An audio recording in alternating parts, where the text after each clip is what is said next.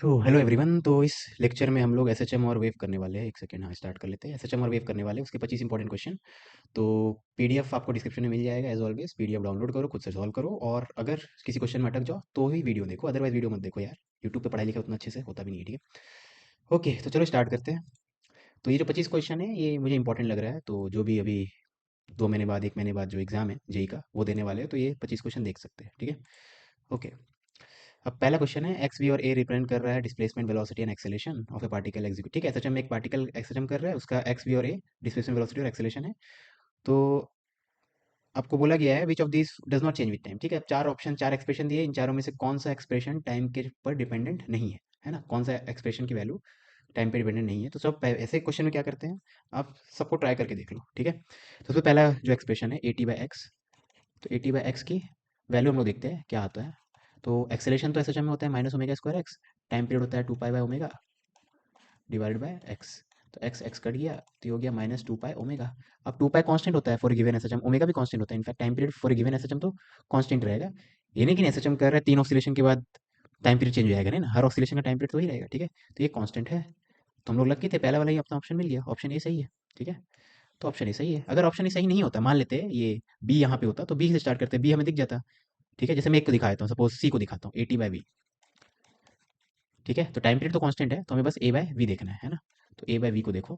अब एक्सेलेरेशन होगा minus omega square x, और स्पीड आपका होता है omega into A square minus X square, ठीक है। स्पीड की value omega A square minus, omega से एक ओमेगा कट गया, तो जो भी ओमेगा तो कांस्टेंट है, तो एक्स बाय ये वाली चीज़ आ रही है। अब इसमें एम्पलीट्यूड तो कांस्टेंट है, लेकिन एक्स तो टाइम डिपेंडेंट है ना। और ऊपर नीचे भले ऊपर भी टाइम डिपेंडेंट है, नीचे भी टाइम डिपेंडेंट है, लेकिन इनका रेशियो, मतलब सॉरी, ऊपर नीचे दोनों टाइम डिपेंडेंट है, लेकिन ये कैंसिल नहीं होगा टाइम डिपेंडेंस, ठीक है। पॉइंट ये क्या है, ये चीज़ टाइम के साथ चेंज होगी, है ना। इसमें ऐसा कोई चीज़, मतलब इसमें ये चीज़ टाइम के साथ चेंज होगी होगी, क्योंकि एक्स भी आपका a sine omega T plus five है, यहाँ भी है, तो आप टाइम वाला फैक्टर कैंसिल नहीं कर पाओगे, ऐसा एक्सप्रेशन है, ठीक है। ये जैसे कांस्टेंट आ गया, तो जो चीज़ टाइम डिपेंडेंट आ गया वो कांस्टेंट नहीं रहेगा, okay. Out of the following function representing motion of A particle which represent system, ठीक है। तो चार में से बताना, इन चारों में से कौन कौन सा एसएचएम है। सबसे पहला वाला है sign omega T minus cos omega T. तो मैं ओमेगा टी को ऐसे लिख रहा हूँ, sign omega T minus cos omega T, ये फर्स्ट वाला है, ठीक है। तो इसको आप ऐसे भी लिख सकते हो, अगर आप 1/√2 से मल्टीप्लाई डिवाइड करो तो √2 साइन ओमेगा टी माइनस पाई/4, ठीक है। ये आप मैथमेटिक्स में जानते होंगे, मैथ्स वाले बच्चे। अगर कोई बायो वाला बच्चा इसको देख रहा है तो आप फिर डिफरेंशिएशन के भी कर सकते हो, ठीक है। वो मैं तरीका भी दिखा दूंगा किसी दूसरे क्वेश्चन को पार्ट के लिए। तो इसको ऐसे लिख सकते हैं, ठीक है, sign A cos B, cos A sine B वाला फॉर्मूला से। ओके, तो ये आ गया। अब ये तो आपको पता है एसएचएम कर रहा है, क्यों, क्योंकि some constant into sine omega T minus five, ये ओमेगा टी प्लस फाइव उस फॉर्म में होता है, तो एसएचएम करता है, ठीक है। तो ये तो एसएचएम हो गया, तो फर्स्ट वाला तो एसएचएम है। सेकंड में है साइन क्यूब ओमेगा टी, तो सेकंड वाला क्वेश्चन में है sine cube omega T, sine cube omega T, ठीक है। तो साइन थ्री थीटा होता है 3 sine theta minus 4 sine cube theta. तो साइन थ्री थीटा होता है 3 साइन थीटा माइनस, तो मैं इसको साइन थ्री थीटा, तो चलो यहाँ लिख लेते हैं। तो ये चीज़ होता है 3 sine theta minus sine 3 theta by 4, ठीक है, बाय 4, ओके। अब यहाँ पे क्या है, ये वाला टर्म तो एसएचएम है, आपको पता है, अगर 3/4 साइन ओमेगा टी रहेगा तो एसएचएम है। बेसिकली साइन ओमेगा टी है, कॉस ओमेगा टी है, और ब्रैकेट में ओमेगा टी के साथ कोई कांस्टेंट भी है तो एसएचएम तो करता है, ठीक है। और बाहर में मल्टीप्लिकेशन में भी कोई कांस्टेंट तो एसएचएम कर रहा है ना।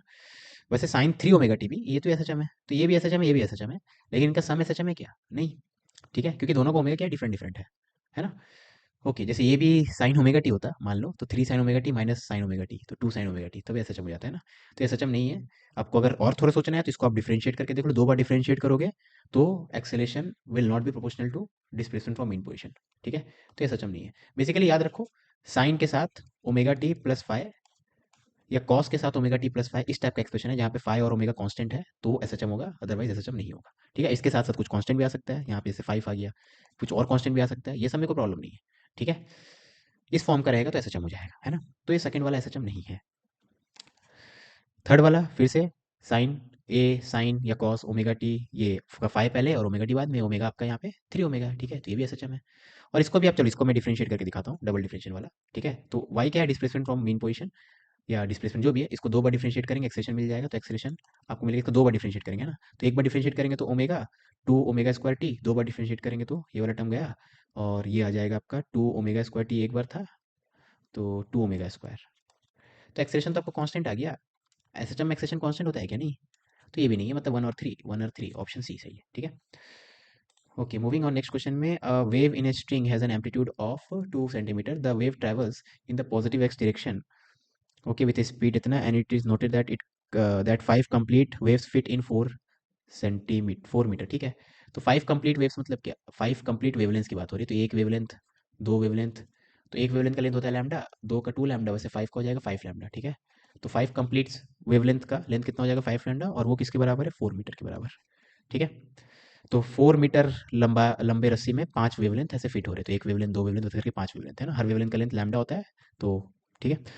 तो इक्वेशन डिस्क्राइबिंग द मोशन, ठीक है, तो यहाँ से लैम्डा मिल गया, लैम्डा हो गया 4/5, ठीक है, के होता है 2 पाई बाय लैम्डा, तो 2 पाई बाय 4/5 यानी 5/4, तो ये हो जाएगा 10 पाई बाय 4 यानी 2.5 पाई, ठीक है। तो के का वैल्यू आपका इतना है। ओके, तो वेव याद रखना पॉजिटिव एक्स डायरेक्शन में जा रहा है, तो या तो के एक्स माइनस ओमेगा टी होगा, या तो minus omega, sorry, omega T minus के एक्स, उस टाइप का। तो प्लस वाला ऑप्शन तो एलिमिनेट कर दो पहले ही, ठीक है, तो इसमें या इसमें कोई होगा।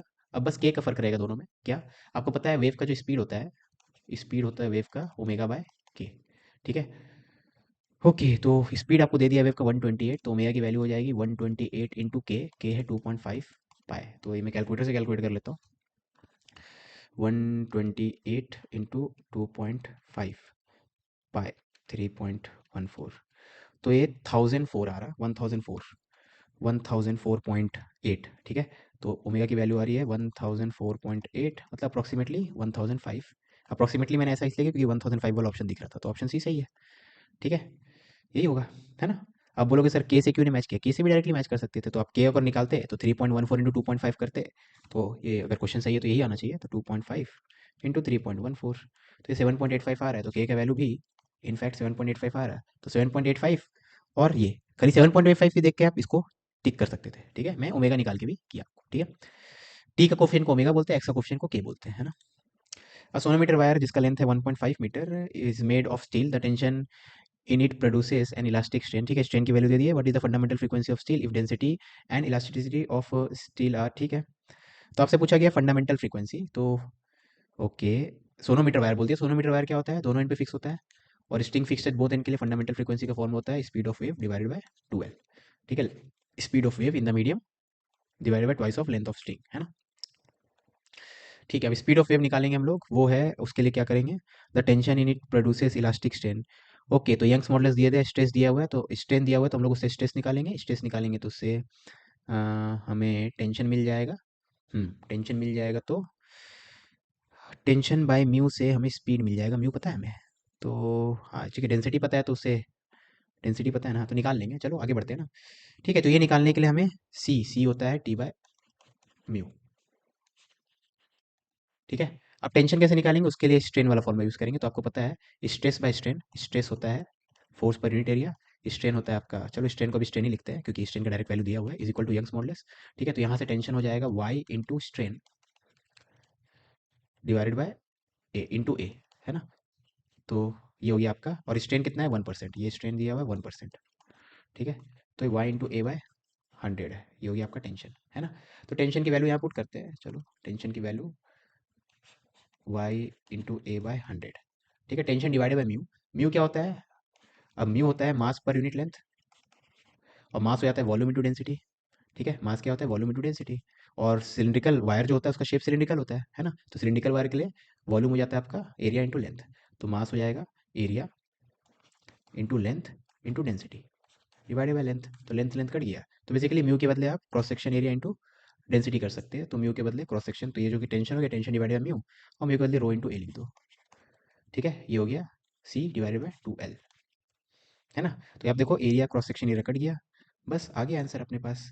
तो आपको यहाँ पे बस वैल्यू पुट करना है, यंग्स मॉडुलस आपको दिया गया होगा 2.2 10 की पावर 11, टू 2.2 10 की power 11 Young's modulus divided by 100 times rho, rho आपको दिया हुआ है 7.7 10 की पावर 3, तो 100 से मल्टीप्लाई करेंगे तो 7 10 की power 5 divided by twice of length of string, length 1.5 है तो उसका डबल मतलब 3, ठीक है। अब बस इसको कैलकुलेट करना है, 2/7, तो इसको मैं कैलकुलेट करूँ, यहाँ लिखता हूँ मैं 2/7 क्योंकि वहाँ मेरा फेस आ रहा होगा, ठीक है, दिस डिवाइडेड बाय 3, तो ये आपका आंसर है।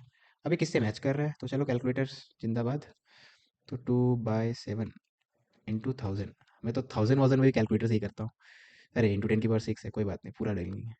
ये हो गया इसका square root, square root of answer divided by 3, तो हो जाएगा 178। ठीक है, तो कैलकुलेटर तो बता रहा है भाई, मतलब मैं कैलकुलेटर से भी गलती करता हूँ, तो 178 बता रहा है। ठीक है, तो ये तो 178 आ गया, है ना। तभी के लिए अज्यूम कर ले रहे हैं, कैलकुलेशन मिस्टेक मैंने नहीं किया है, तो 178। Okay, moving on next question में। A mass is suspended by two different springs in successive order. तो सक्सेसिव ऑर्डर मतलब क्या, सिर्फ पहला स्प्रिंग अगर से हैंग किए थे तब टाइम पीरियड T1 था, सिर्फ दूसरे से हैंग किए तो टाइम पीरियड T2 है। अगर दोनों से इस तरह से कनेक्ट करके हैंग करते तो टाइम पीरियड क्या होगा। ठीक है, तो जब अकेला स्प्रिंग होगा ये वाला, तो जब एक ही स्प्रिंग है, तो आपको पता है टाइम पीरियड तो 2 pi root over m by K होता है, तो T1 हो जाएगा 2 pi root over m by K 1। ठीक है, तो इसका रेसिप्रोकल करें तो 1/T1 हो जाएगा 1/2 पाई के 1/m, और स्क्वायर कर दे। ठीक है, तो ये थोड़ा गंदा दिख रहा है, स्क्वायर किया, स्क्वायर किया। ठीक है, तो ये स्क्वायर हो जाएगा, मैं ये स्क्वायर रूट इसलिए नहीं लिखा था। ठीक है, तो 1/T1 स्क्वायर इतना आ गया। सिमिलरली 1/T2 स्क्वायर, तो जब सेकंड वाला स्प्रिंग यूज़ करेंगे, बस अकेला सेकंड वाला, तो जब अकेला फर्स्ट वाला स्प्रिंग यूज़ करें तो ये एक्सप्रेशन आया, जब अकेला सेकंड वाला यूज़ करेंगे तो जहाँ जहाँ 1 है वहाँ वहाँ 2 आ जाएगा। ठीक है, और ये जब दोनों स्प्रिंग एक साथ यूज़ करें तब टाइम पीरियड आपको बोला गया T0। तब दोनों स्प्रिंग एक साथ यूज़ करेंगे तब आपको इक्विवेलेंट स्प्रिंग कांस्टेंट यूज़ करना पड़ेगा। ठीक है, इक्विवेलेंट मतलब क्या, अगर K1 K2 ऐसे पैरेलल में जुड़े हुए होते हैं तो इक्विवेलेंट स्प्रिंग कांस्टेंट क्या होता है, K1 प्लस K2। तो ऑफ कोर्स आपको दिख रहा है, अगर इसको इक्वेशन नंबर 1 बोले, एक बार चेक करता हूँ मैं, वीडियो वगैरह साउंड वगैरह रिकॉर्ड हो रहा है कि नहीं। हाँ, अभी तक तो हो रहा है, सही है सब। तो यहाँ पे आप खुद देखो ना, 1 और 2 को ऐड करेंगे तो ये थर्ड वाला इक्वेशन नहीं आ जाएगा, आ जाएगा ना। देखो इसका लेफ्ट हैंड साइड, इसका लेफ्ट हैंड साइड ऐड करो, ये वाला आ जाएगा, सही है। तो इन दोनों को ऐड करेंगे तो ये आना चाहिए, तो इन दोनों का सम इसके बराबर होगा, तो 1/T0 square equal to 1/T1 square plus 1/T2 square. तो रेसिप्रोकल में, हाँ, ये 1/T0 square equal to 1/T1 square plus 1/T2 square. ठीक है, two identical piano wires kept under the same tension have a fundamental frequency इतना, the fractional increase in the tension of one of the wires which will lead to the occurrence of 6 beat। ठीक है, अब देखो आपको frequency का tension पे dependence चाहिए होगा। पियानो वायर है, पियानो वायर में क्या होगा, दोनों एंड वायर का फिक्स रहेगा। ठीक है, या एक एंड भी फिक्स रहे, तो अगर आपको नहीं पता तो कोई टेंशन नहीं है, क्यों मैं बता रहा हूँ। तो आपको पता है फ्रीक्वेंसी आपका होता है एन टाइम्स एफ नॉट, अगर मैंने ऐसा लिया है, नहीं तो ऑड मल्टीपल ऑफ फंडामेंटल लेते हैं। ठीक है, अब जो एन की वैल्यू है वो तो कोई भी इंटीजर हो सकता है, एफ नॉट होता है C/12, जहाँ पे एल है लेंथ ऑफ द स्ट्रिंग। तो पॉइंट क्या है आपका, ये आ गया। अभी सी जो है, अभी फ्रीक्वेंसी अभी तक पॉइंट नहीं मिला तो अब सी की वैल्यू होती है √T/μ। सी क्या है, स्पीड ऑफ वेव, तो ये तो आएगा n√T/μ। तो आपका हो गया फ्रीक्वेंसी, ऐसा टाइप का है। तो पॉइंट क्या है, frequency is proportional to square root of tension, बस ये इंपॉर्टेंट है। अब अगर ये स्ट्रिंग फिक्स्ड है, आपको नहीं पता है, मान लो पियानो में, जैसे मैं गेस मार रहा हूँ, मुझे लगता है पियानो में दोनों एंड फिक्स रहता होगा वायर का, अगर एक एंड फिक्स रहता है मान लेते फॉर एग्जाम्पल, तो क्या करते हैं यहाँ पे ऑड मल्टीपल ऑफ फंडामेंटल। ठीक है, अब वो फंडामेंटल हो तो फिर से वो C/4L आता, मतलब यहाँ 2L है वहाँ 4L आता है, लेकिन पॉइंट क्या है, हम लोग तो पहले देख रहे टी पे कैटर डिपेंडेंस है, तो यहाँ 4L होता है या 2L होता है, टी पे डिपेंडेंस √T का ही है ना। तो फ्रीक्वेंसी जो है स्क्वायर रूट ऑफ टी के प्रोपोर्शनल है, चाहे आप वायर फिक्स्ड बोथ एंड होता है या फिक्स्ड वन एंड होता है, जो भी स्टैंडिंग वेव का फ्रीक्वेंसी जो होगा ऐसा ही रहेगा। ठीक है, ओके। अब देखो आपको बोला गया बीट फ्रीक्वेंसी कितना चाहिए, 6 का चाहिए। ठीक है, तो यहाँ से आप निकालो, अब एफ प्रोपोर्शनल टू दिस है, तो आप एरर वाला कैलकुलेशन लगाओ, डेल्टा एफ बाय एफ ये हो जाएगा टी की पावर हाफ है, तो half into delta T by T, सही है। तो ये हो जाएगा आपका delta F by F equal to half into delta T by T, सही है ना। ओके, अब तो क्वेश्चन हो गया कैसे। अब डेल्टा एफ की वैल्यू आपको दे दी गई है 6। ये बेसिकली आपने इससे क्या किया, इससे आपने पता किया कि फ्रीक्वेंसी का चेंज और टेंशन का चेंज कैसे रिलेटेड है, और ये तभी कर सकते हैं जब फ्रीक्वेंसी का चेंज बहुत ही स्मॉल हो। तो अब 6 स्मॉल है कि नहीं पता चल जाएगा अगर एफ की वैल्यू स्मॉल हो कि नहीं। ठीक है, ओके। अब देखो एक्चुअल फ्रीक्वेंसी बहुत बड़ी है, तो उसके कंपेरिजन में तो छोटी है ना, 1% है, देख लो ना। तो मैंने वहाँ स्मॉल बोल दिया था, उल्टा बोल दिया, डेल्टा एफ एफ के कंपेरिजन बहुत छोटा होना चाहिए, मतलब फ्रैक्शनल चेंज बहुत कम हो, तभी ये सब तरीके यूज़ कर सकते हैं ना, ये सब अप्रोक्सीमेटली ट्रू होता है। जितना कम एरर रहेगा उतना ज़्यादा ट्रू। ठीक है, तो ये 6, डेल्टा एफ की वैल्यू 6 है, डिवाइडेड बाई ओरिजिनल फ्रीक्वेंसी 600 है। तो आपसे पूछा गया था फ्रैक्शनल चेंज इन टेंशन, तो फ्रैक्शनल चेंज इन टेंशन यही तो है, डेल्टा टी बाई टी। ठीक है, तो ये 100 2/100, तो 2/100 मतलब 2%, तो डेल्टा टी बाई टी हो गया 2/100, यानी 2%, 0.02 ऑप्शन है। ठीक है, ओके। 9 में the function sine square omega T represents. ठीक है, साइन स्क्वायर ओमेगा टी तो आपको देख के लग सकता है फर्स्ट साइड में ऐसा जब नहीं है, लेकिन थोड़ा मैनिपुलेशन करके चेक करते हैं कि है भी कि नहीं। तो साइन स्क्वायर ओमेगा टी, ठीक है, मैं वाइट यूज़ करता हूँ। तो ये जो है इसको आप लिख सकते हो 1 माइनस कॉस 2 ओमेगा टी/2। ठीक है, तो ये वाई इक्वल टू दिस है, मान लो ऐसे जब, मतलब डिस्प्लेसमेंट ऑफ मीन पोजीशन को मैं वाई बोल रहा हूँ, या सॉरी जरूरी नहीं, डिस्प्लेसमेंट को मैं वाई से नोट कर रहा हूँ। ठीक है, जरूरी नहीं कि मीन पोजीशन से हो। तो यहाँ पे आप देखो ये Y minus half equal to minus cos 2 omega T. अब वाई माइनस हाफ का नाम कुछ नया रख दो, कैपिटल वाई, ठीक है। तो ये तो हो गया minus cos two omega T. अरे भैया ये तो एसएचएम कर रहा है, आ तो गया। एम्पलीट्यूड है -1, मतलब उसको 1 बोलना है तो 1 बोलो, 1 cos two omega T plus pi by form में तो लिख ही सकते हो। तो आ तो गया एसएचएम में। पॉइंट क्या है, यहाँ पे कांस्टेंट होना चाहिए, कॉस या साइन का टर्म, और ओमेगा टी प्लस कोई फाई फाई जीरो यहाँ पे उस फॉर्म में आ गया, मतलब ये एसएचएम है। तो एसएचएम में ये वाली चीज़ क्या होती है, ये होती है डिस्प्लेसमेंट ऑफ मीन पोजीशन, यानी इस क्वेश्चन में मीन पोजीशन क्या है, हाफ, क्योंकि कुछ बोला नहीं गया है तो हम लोग मान लेंगे पोजीशन है, तो वाई क्या है, पोजीशन। तो पोजीशन में से हाफ को सब्ट्रैक्ट कर रहे हैं, और वो है कैपिटल वाई, और कैपिटल वाई एसएचएम कर रहा है, इसका मतलब ये पक्का है डिस्प्लेसमेंट ऑफ मीन पोजीशन होगा। यानी this is displacement of mean position, displacement of mean position मतलब current position minus mean position, तो ये हो जाएगा मीन पोजीशन आपका। यानी y इक्वल टू हाफ जो है वो मीन पोजीशन, उसके बाद एसएचएम कर रहा है एम्पलीट्यूड 1 का, ठीक है। ओके, अब पीरियोडिक बस नॉट एसएचएम तो कर रहा है, simple harmonic motion with period. आप टाइम पीरियड कितना होगा, ये आपका ओमेगा हो गया, एसएचएम का ओमेगा यहाँ पे ओमेगा नहीं है, 2 ओमेगा है, ठीक है। तो टाइम पीरियड होता है 2 pi by omega of SHM, omega of SHM यहाँ पे 2 पाई है, तो पाई बाय ओमेगा, तो एसएचएम तो कर रहा है लेकिन time period pi by omega है, ठीक है। तो ऑप्शन डी यहाँ पे बेस्ट है, यहाँ पे इसको सेलेक्ट कर लेते हैं ना। तो आपका जैसे y इक्वल y को y एक्सिस वाले लाइन को अगर लिखना है तो वैसे लिखो, x वाले को लिखना है तो लिखो 0.5 जो है ना, y इक्वल टू हाफ, ये मीन पोजीशन है, इसके अबाउट वो 1 एम्पलीट्यूड का एसएचएम कर रहा है। ये मैं एक्स्ट्रा इन्फॉर्मेशन दे रहा हूँ, इस क्वेश्चन के लिए जरूरत नहीं है, क्वेश्चन तो बन चुका है, ठीक है। तो यहाँ से 1 ऊपर 1 नीचे, ऐसे ऐसे, है ना। जरूरी नहीं कि x इक्वल टू जीरो या y इक्वल टू जीरो ही मीन पोजीशन हो, क्वेश्चन पर डिपेंड करता है। इस पर्टिकुलर क्वेश्चन में y equal to zero mean position नहीं है, y इक्वल टू हाफ है। अब मैं y ले लिया, आपको x लेना तो x लो, वो इंपॉर्टेंट है, डमी वेरिएबल है, ठीक है। अरे मैं एक क्वेश्चन स्किप कर गया ना, अरे बहुत सारे क्वेश्चन स्किप कर गया, सॉरी सॉरी सॉरी। सही है, ये गलती से हो गया, ठीक है। सेवंथ में the transverse displacement of a wave on a string is given by this. तो किसको दिख नहीं रहा है, तो ई की power minus A X square plus B T square plus 2 under root A B X T है, ठीक है। बहुत छोटा फॉन्ट है यहाँ पे। तो दिस रिप्रेजेंट अ वेव, ठीक है। तो एक वेव इक्वेशन दिया गया, ऑफ कोर्स ये साइनोसॉइडल वेव नहीं है क्योंकि साइन वाला फंक्शन नहीं है, ये अलग टाइप का कुछ वेव है, जो भी है। ये ट्रैवलिंग वेव है कि नहीं आपको बताना है, या स्टैंडिंग वेव है तो स्टैंडिंग में बताना है, सो ऑन। अब ट्रैवलिंग वेव में क्या होता है, एक्स टी और वी का एक पर्टिकुलर फॉर्म होता है, उसी फॉर्म में आना चाहिए, ठीक है। तो पहले देखते हैं उस फॉर्म में आ सकता है कि नहीं, तो पहले इसको सिंप्लीफाई करते हैं। हमें एक्स टी और वी वाला इंपॉर्टेंट, एक्स टी एक्स और टी वाला वी उसमें आ जाएगा अपने आप, कैसे आएगा दिखाऊंगा मैं, वो इंपॉर्टेंट है। तो एक्स और टी वाला टर्म ये है, तो ये ई की पावर में है या 2 की पावर में या 10 की पावर में, उससे फर्क नहीं पड़ेगा, इस टर्म को हमें देखना है, ठीक है। यही चीज़ टाइम डिपेंडेंट है ना, और टाइम और पोजीशन डिपेंडेंट। तो इसमें अगर आप थोड़ा ध्यान से देखो तो इसको मैं ये वाले पार्ट को मैं लिख सकता हूँ root a x plus root b t का होल स्क्वायर। देखो इसका स्क्वायर करेंगे तो ये आ जाएगा, इसका स्क्वायर करेंगे तो ये आ जाएगा, प्लस 2 दिस इंटू दिस, तो root a root b into x t, ठीक है। तो इस पूरी चीज़ को आप ऐसे लिख सकते हो, ऊपर वाली चीज़ को, है ना, पावर वाली चीज़ को, माइनस साइन को मैं इग्नोर कर रहा हूँ अभी के लिए, ठीक है। आपको लिखना है तो लिख दो, है ना। अब यहाँ पे इस चीज़ में आप टी का कोफिशिएंट को 1 करो, तो टी का कोफिशिएंट को 1 करेंगे तो माइनस रूट बी बाहर आ जाएगा, t plus x divided by root b by a, ये होगा, ठीक है। तो इसका स्क्वायर करना है तो स्क्वायर भी कर दो, तो इसको इरेजर से भी कर देते हैं, हो गया भाई, ठीक है। सही है ना। मैंने रूट बी को कॉमन ले लिया, तो रूट बी को कॉमन लेंगे तो ये आएगा। तो अब देख तो आ गया, देखो t plus x by some constant, ये कांस्टेंट है ना, मतलब ये ट्रैवलिंग वेव है। ट्रैवलिंग वेव में या तो t plus x by some constant हो या तो t minus x by some constant. अब t plus x by some constant आ गया तो मतलब ये नेगेटिव दिशा में जा रहा है, और T minus x by some constant आएगा मतलब पॉजिटिव दिशा में आएगा, और जो कांस्टेंट होता है वही वेव का स्पीड होता है, ठीक है। तो ये नेगेटिव दिशा में जाएगा with speed root over b by a, तो wave is moving in negative x with speed, option ही सही है, ठीक है। तो ई की पावर मैटर नहीं करते यहाँ, आप कॉस के अंदर में ये वाला टर्म रहता तब भी मैटर नहीं करता, ठीक है। पॉइंट ये क्या है, एक्स और टी वाला जो एक्सप्रेशन है वो अगर आप t plus x by some constant या t minus x by some constant की फॉर्म में लेते होगे तो ट्रैवलिंग में हो जाएगा, वही कांस्टेंट स्पीड हो जाएगी। T plus x by something ले आएंगे तो नेगेटिव एक्स के लग जाएंगे, टी माइनस है तो पॉजिटिव एक्स, ठीक है। ओके, एट्थ में अ source of sound A emitting wave frequency इतना इज फॉलोइंग, ठीक है। अब पहले से मैं बता दूं, जिसको ये क्वेश्चन स्किप करना है स्किप कर सकते हो, ये क्वेश्चन क्या बोलते हैं डॉपलर इफेक्ट का है, और डॉपलर इफेक्ट इन साउंड जो है वो जेई सिलेबस से हट चुका है, अगर मतलब अब 2-3 साल बाद ये वीडियो देख रहे होंगे तब क्या नहीं पता, जेई 2025 के सिलेबस में नहीं है, ठीक है। तो आप एक्स्ट्रा नॉलेज के लिए देख सकते हो, एडवांस के लिए देख सकते हो ये वाले पर्टिकुलर क्वेश्चन को। और वैसे डॉपलर इफेक्ट इन लाइट नहीं हटा है, वो वाला फॉर्मूला जो 12th के वे ऑप्टिक्स में है वो प्रॉब्ली शायद नहीं हटा है, मुझे आई एम नॉट श्योर। तो आपको देखना है तो देखो, नहीं तो आप स्किप कर सकते हो इस क्वेश्चन, ठीक है। A source of sound is emitting wave of frequency इतना is falling towards ground with tunnels, ठीक है। सोर्स जो है, सोर्स ग्राउंड की तरफ जा रहा है वी स्पीड से, ठीक है। ऑब्जर्वर बी ऑन ग्राउंड है, ठीक है, ऑब्जर्वर यहाँ पे है, वो बी है ना। वो ऑफ कोर्स ग्राउंड पे है तो कुछ नहीं बोला गया, मतलब रेस्ट पे है, तो ये रेस्ट पे है, और सोर्स ऑफ साउंड वी सी इसकी तरफ जा रहा है, ठीक है। Okay, it receives a frequency of, ठीक है, एमिटिंग फ्रीक्वेंसी से कितना था 1800, तो एमिट कर रहा है फ्रीक्वेंसी 1800 और रिसीव कर रहा है 2150 हर्ट्स, है ना।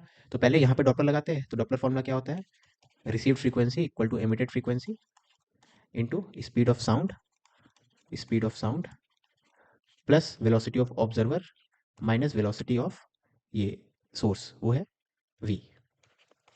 ठीक है, तो इसको कैलकुलेट करेंगे तो हम लोग को v मिल जाएगा, है ना।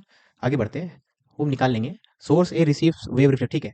अब जो ये सोर्स गिर रहा था, है ना, ये गिरता हुआ सोर्स जो है, ये जो साउंड एमिट कर रहा है वो ग्राउंड से टकरा के रिफ्लेक्ट होकर वापस इसको सुनाई देगा। ठीक है, तो जो रिफ्लेक्टेड साउंड इसके पास आएगा उसका फ्रीक्वेंसी को कितना सुनाई देगा, है ना। अब रिफ्लेक्ट कौन कर रहा है साउंड को, ग्राउंड रिफ्लेक्ट कर रहा है, तो ग्राउंड जितने फ्रीक्वेंसी पे साउंड को रिसीव करेगा उतनी फ्रीक्वेंसी पे साउंड को रिफ्लेक्ट भी करेगा। ठीक है, तो रिफ्लेक्टेड फ्रीक्वेंसी सेम है रिसीव्ड फ्रीक्वेंसी, और रिसीव्ड फ्रीक्वेंसी कितना है, रिसीव्ड फ्रीक्वेंसी है 2150। ठीक है, तो रिफ्लेक्टेड फ्रीक्वेंसी 2150 हो जाएगा। तो फिर दो बार रेनी डॉपलर लगाना है आपको, एक तो ये सोर्स था, ये ऑब्जर्वर था, तब डॉपलर लगा के हम लोग को वी निकल जाएगा। और फिर दूसरी बात, ग्राउंड सोर्स हो गया, क्योंकि ग्राउंड से टकराएगा वेव, ग्राउंड से रिफ्लेक्ट होगा, तो जो रिफ्लेक्टेड वेव है इसको क्या लगेगा, सोर्स को कहाँ से आ रहा है, ग्राउंड से आ रहा है ना। तो ग्राउंड सोर्स हो गया और ये ऑब्जर्वर हो गया। तो सेकंड केस में कौन है, ये ऑब्जर्वर है जो कि नीचे जा रहा है वी से, और ग्राउंड सोर्स है, ग्राउंड जो है सोर्स हो गया। और इस ये ऑफकोर्स रेस्ट पे है, और इससे जो फ्रीक्वेंसी निकल रहा हो कितना निकल रहा होगा, 2150। जितना रिसीव करेगा ग्राउंड उतना एमिट भी कर देगा, रिफ्लेक्ट भी कर देगा, सॉरी एमिट क्यों बोल रहा हूँ, रिफ्लेक्ट। ठीक है, 2150 का, है ना। तो ये फ्रीक्वेंसी ये एमिट कर रहा है इतने का, ये इतने का रिसीव कर रहा था, ये इतने का एमिट कर रहा था। ठीक है, तो यहाँ पे डॉपलर तुम लगाओगे दोबारा से तो कितना फ्रीक्वेंसी को दिखेगा, सुनेगा जो भी है, तो frequency observe will be equal to emitted frequency 2150 into speed of sound in the medium, speed of sound in the medium plus velocity of observer, observer का वेलोसिटी, ये इसके अप्रोच कर रहा है तो प्लस में लेंगे। ठीक है, minus velocity of source, source क्या है, रेस्ट पे 0। तो ये आएगा आपका। ठीक है, अब ये निकल जाएगा एफ की वैल्यू, अगर आप वी की वैल्यू जानते हो, वी की वैल्यू यहाँ से जानेंगे हम लोग, तो बस अब इसको कैलकुलेट करना है, यहाँ से वी की वैल्यू निकालते हैं और इस वी को यहाँ पुट करते हैं। ठीक है, तो वी की वैल्यू निकालेंगे 1800, तो मैं कैलकुलेटर यूज़ कर रहा हूँ, 1800 इंटू 343 डिवाइडेड बाय 2150, इतना आ गया, और 343 माइनस दिस, तो ये आ गया 55.8।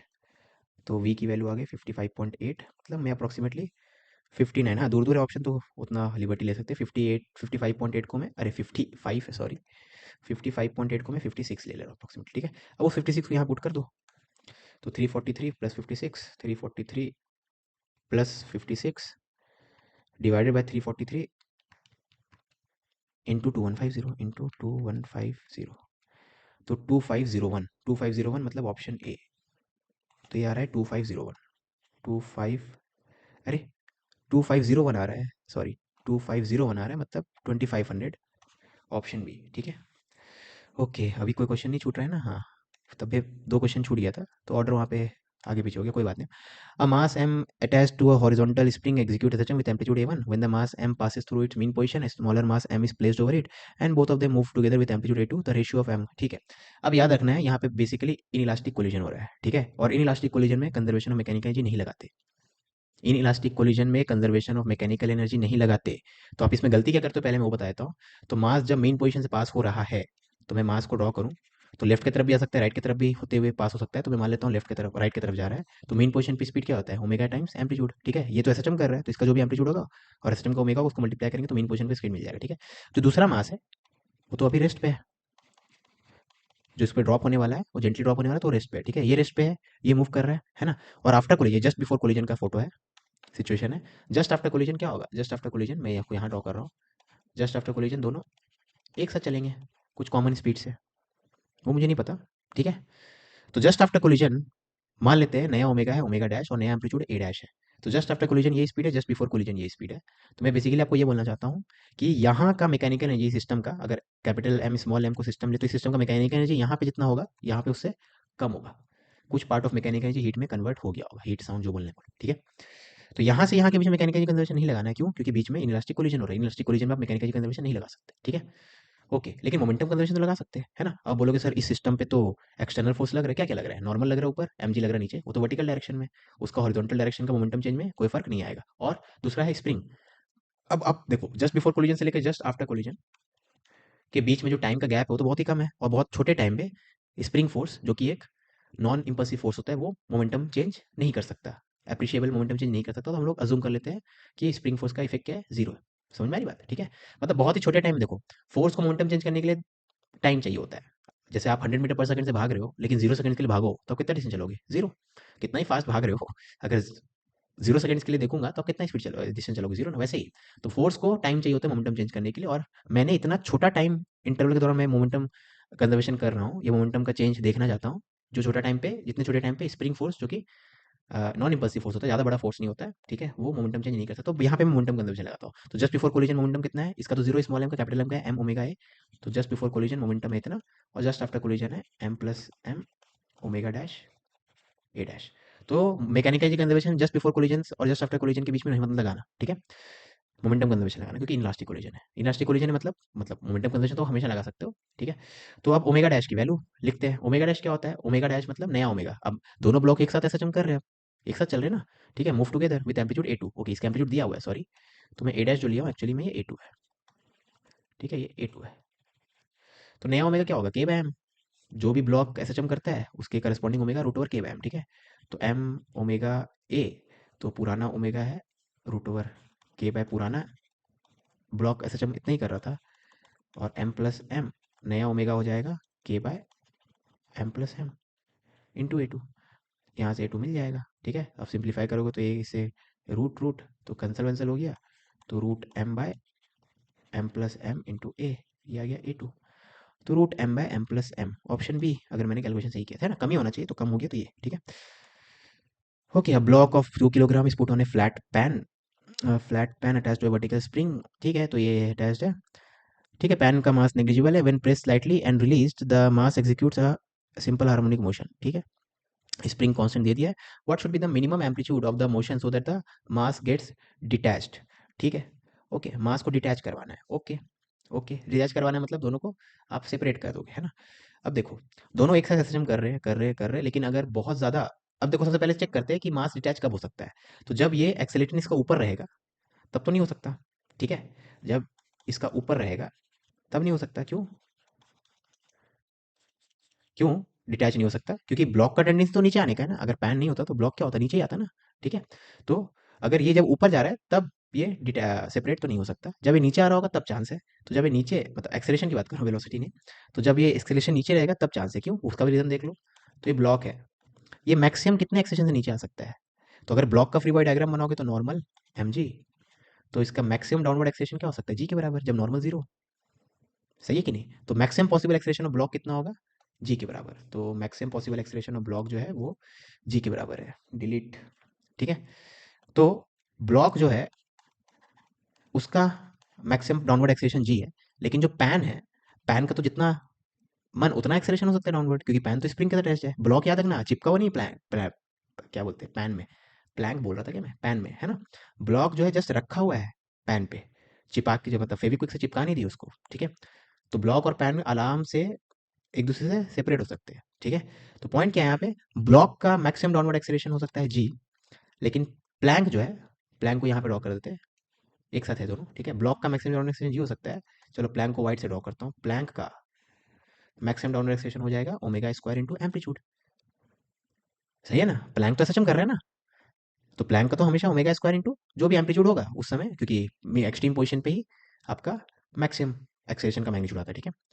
ओके, तो एज लॉन्ग एज ये इसका मैक्सिमम एक्सेलरेशन इससे छोटा रहे तब तक दोनों एक साथ करेंगे, ठीक है? तो नो सेपरेशन, नो डिटैचमेंट कब तक होगा? एज लॉन्ग एज, देखो बेसिकली देखो, दोनों में से पीछे कौन रह सकता है? ब्लॉक पीछे रह सकता है, प्लैंक पीछे नहीं रहने वाला। प्लैंक को तो भाई जितना आप स्प्रिंग के साथ कनेक्टेड है, तो प्लैंक को जितना भी एम्पलीट्यूड दे दो प्लैंक सिस्टम कर लेगा, कोई प्रॉब्लम नहीं है, क्योंकि स्प्रिंग उसको ऊपर नीचे कर रहा है, ठीक है? लेकिन जो ब्लॉक है, ब्लॉक के ऊपर स्प्रिंग फोर्स नहीं लग रहा है। जैसे ब्लॉक जब नीचे आ रहा है तो याद रखना, ब्लॉक पे जो एम जी डाउनवर्ड है उसके कारण ही एस एच एम कर रहा होगा। एम जी माइनस नॉर्मल का वैल्यू जो है वो एस एच एम के लिए रिस्पॉन्सिबल होगा, ठीक है ना? और प्रॉब्लम क्या है, एम जी डाउनवर्ड है, नॉर्मल ऊपर है, तो maximum possible acceleration of block downward direction कितना हो सकता है? जी, ठीक है? तो इसके लिए जो है ना, ये इसके एक्सेलेरेशन का एक अपर वैल्यू है, जी से ज़्यादा इसका एक्सेलेरेशन नहीं हो सकता डाउनवर्ड डायरेक्शन में। लेकिन प्लैंक का तो कितना भी हो सकता है, प्लैंक मतलब जब मैं बोल रहा हूँ तो पैन का कितना भी हो सकता है, ठीक है? तो दोनों एक साथ चलेंगे as long as omega square A is less than और इक्वल टू जी, ठीक है? जो फास्ट चलने वाला चीज़ है, अगर वो लेस देन इक्वल टू, मतलब कैपेबिलिटी जिसका ज़्यादा है वो अपना कैपेबिलिटी कम रखे या बराबर रखे दूसरे वाले के मैक्सिमम से, ठीक है? तो amplitude should be less than equal to G by omega square. तो डिटैचमेंट नहीं होने का कंडीशन हमने निकाल दिया, यानी डिटैचमेंट होने का कंडीशन क्या होगा? A greater than ji by omega square. तो नो डिटैचमेंट के लिए ये, तो डिटैचमेंट के लिए आप चाहते हो डिटैचमेंट हो, तो amplitude should be greater than ji by omega square. तो मिनिमम एम्पलीट्यूड, अब जैसे मैं बोलूँ एम्पलीट्यूड ग्रेटर देन 10 सेंटीमीटर, तो minimum A greater than 10 centimetre, तो मिनिमम वैल्यू ऑफ ए क्या होगा 10.00001, जिसको अप्रोक्सीमेटली 10 बोल सकते हैं। तो मिनिमम एम्पलीट्यूड को मैं इतना बोल दे रहा हूँ, ठीक है। मुझे पता है ये बोलना थोड़ा गलत है, लेकिन ऐसे करते हैं हम लोग फिजिक्स में, कोई बड़ी बात नहीं, ठीक है। तो जी बाय ओमेगा स्क्वायर, ठीक है, जी बाय ओमेगा स्क्वायर, और ओमेगा क्या हो जाएगा, root over K by M. तो आपका जी बाय ओमेगा स्क्वायर हो जाएगा root over K by M, तो एम जी बाय के, तो एम जी बाय के तो हो जाएगा 1/10 मतलब 0.1, ठीक है। ओके, तो इतना मीटर मतलब 10 सेंटीमीटर, तो 10 सेंटीमीटर मिनिमम वैल्यू पूछा था ना, हाँ तो 10 सेंटीमीटर सही है, ठीक है। एनी वैल्यू लेस देन 12, नहीं एनी वैल्यू क्या, मिनिमम पूछा है ना, what should be the minimum amplitude, हाँ तो 10 सेंटीमीटर, ठीक है। मतलब 10 मतलब बाउंड्री केस है, 10 सेंटीमीटर में जो है ना 10 सेंटीमीटर का जस्ट बाद सेपरेट हो जाएगा, तो 10.0001 भी रहेगा तो सेपरेट हो जाएगा, ठीक है। अब इसको क्यों नहीं चूज कर रहे, क्योंकि मिनिमम पूछा था। अब जो ऑप्शन बी है, ऑप्शन बी में क्या, एनी वैल्यू लेस देन 12 बोला है, एनी वैल्यू लेस देन 12 मतलब क्या, 11, 11.5 ये सब भी सही है ना, लेकिन प्रॉब्लम क्या है, आपको मिनिमम पूछा था, तो 11.5 मिनिमम नहीं है, मिनिमम तो है 10.00001 वैसा टाइप का चीज़, ठीक है। तो ऑप्शन ए ही सही है यहाँ पे, ठीक है। The vibration of a string of length 60 centimeter fixed at both ends are represented by the equation 2 sin 4 pi x by 15 cos, ठीक है। The maximum number of loops, ठीक है, तो स्ट्रिंग का लेंथ दे दिया है, तो वेवलेंथ निकालते हैं ना। तो वेवलेंथ होता है 2 पाई बाय के, और के होता है कोफिशिएंट ऑफ एक्स, एक्स का कोफिशिएंट कितना है, एक्स का कोफिशिएंट है 4 पाई बाय 15, 4 पाई बाय 15, तो ये 2 मतलब 7.5, ठीक है। अब जो मैं मान लेता हूँ कि ये सब अब यूनिट यहाँ देना चाहिए था कि 4 पाई बाय के जो है पर सेंटीमीटर में है कि नहीं, तो मैं इसका यूनिट दिया नहीं है, मैं अजूम कर रहा हूँ ये 4 पाई बाय के पर सेंटीमीटर में था, तो ये सेंटीमीटर हो गया, ठीक है। अजूमिंग 4 पाई बाय 15 जो है वो पर सेंटीमीटर में है, ठीक है। ओके, यहाँ तो चलो ये बोल दिया ना X and Y are in centimetre, तो एक ये सेंटीमीटर में तो इसको पर सेंटीमीटर में होना पड़ेगा, ठीक है, कोई प्रॉब्लम नहीं है ना। तो आपको लैम्डा मिल गया 7.5 सेंटीमीटर। तो अब लेंथ ऑफ द स्ट्रिंग क्या है, फिक्स्ड बोथ एंड है 60 सेंटीमीटर, ठीक है। तो आपसे पूछा गया था क्या, मैक्सिमम नंबर ऑफ लूप्स, ठीक है। तो आपको पता है एक लूप जो होता है, अब इसको बोलते हैं एक लूप, है ना। एक लूप का लेंथ कितना होता है, लैम्डा/2, ठीक है। तो एक लूप का लेंथ लैम्डा/2 है, लैम्डा की वैल्यू 2 पाई बाय के हम लोग निकाल चुके हैं, सॉरी लैम्डा निकाल चुके हैं। तो नंबर ऑफ लूप्स जो एल लेंथ में आएगा, लेंथ की वैल्यू कितना 60, तो नंबर ऑफ लूप्स जो आएगा वो length of string divided by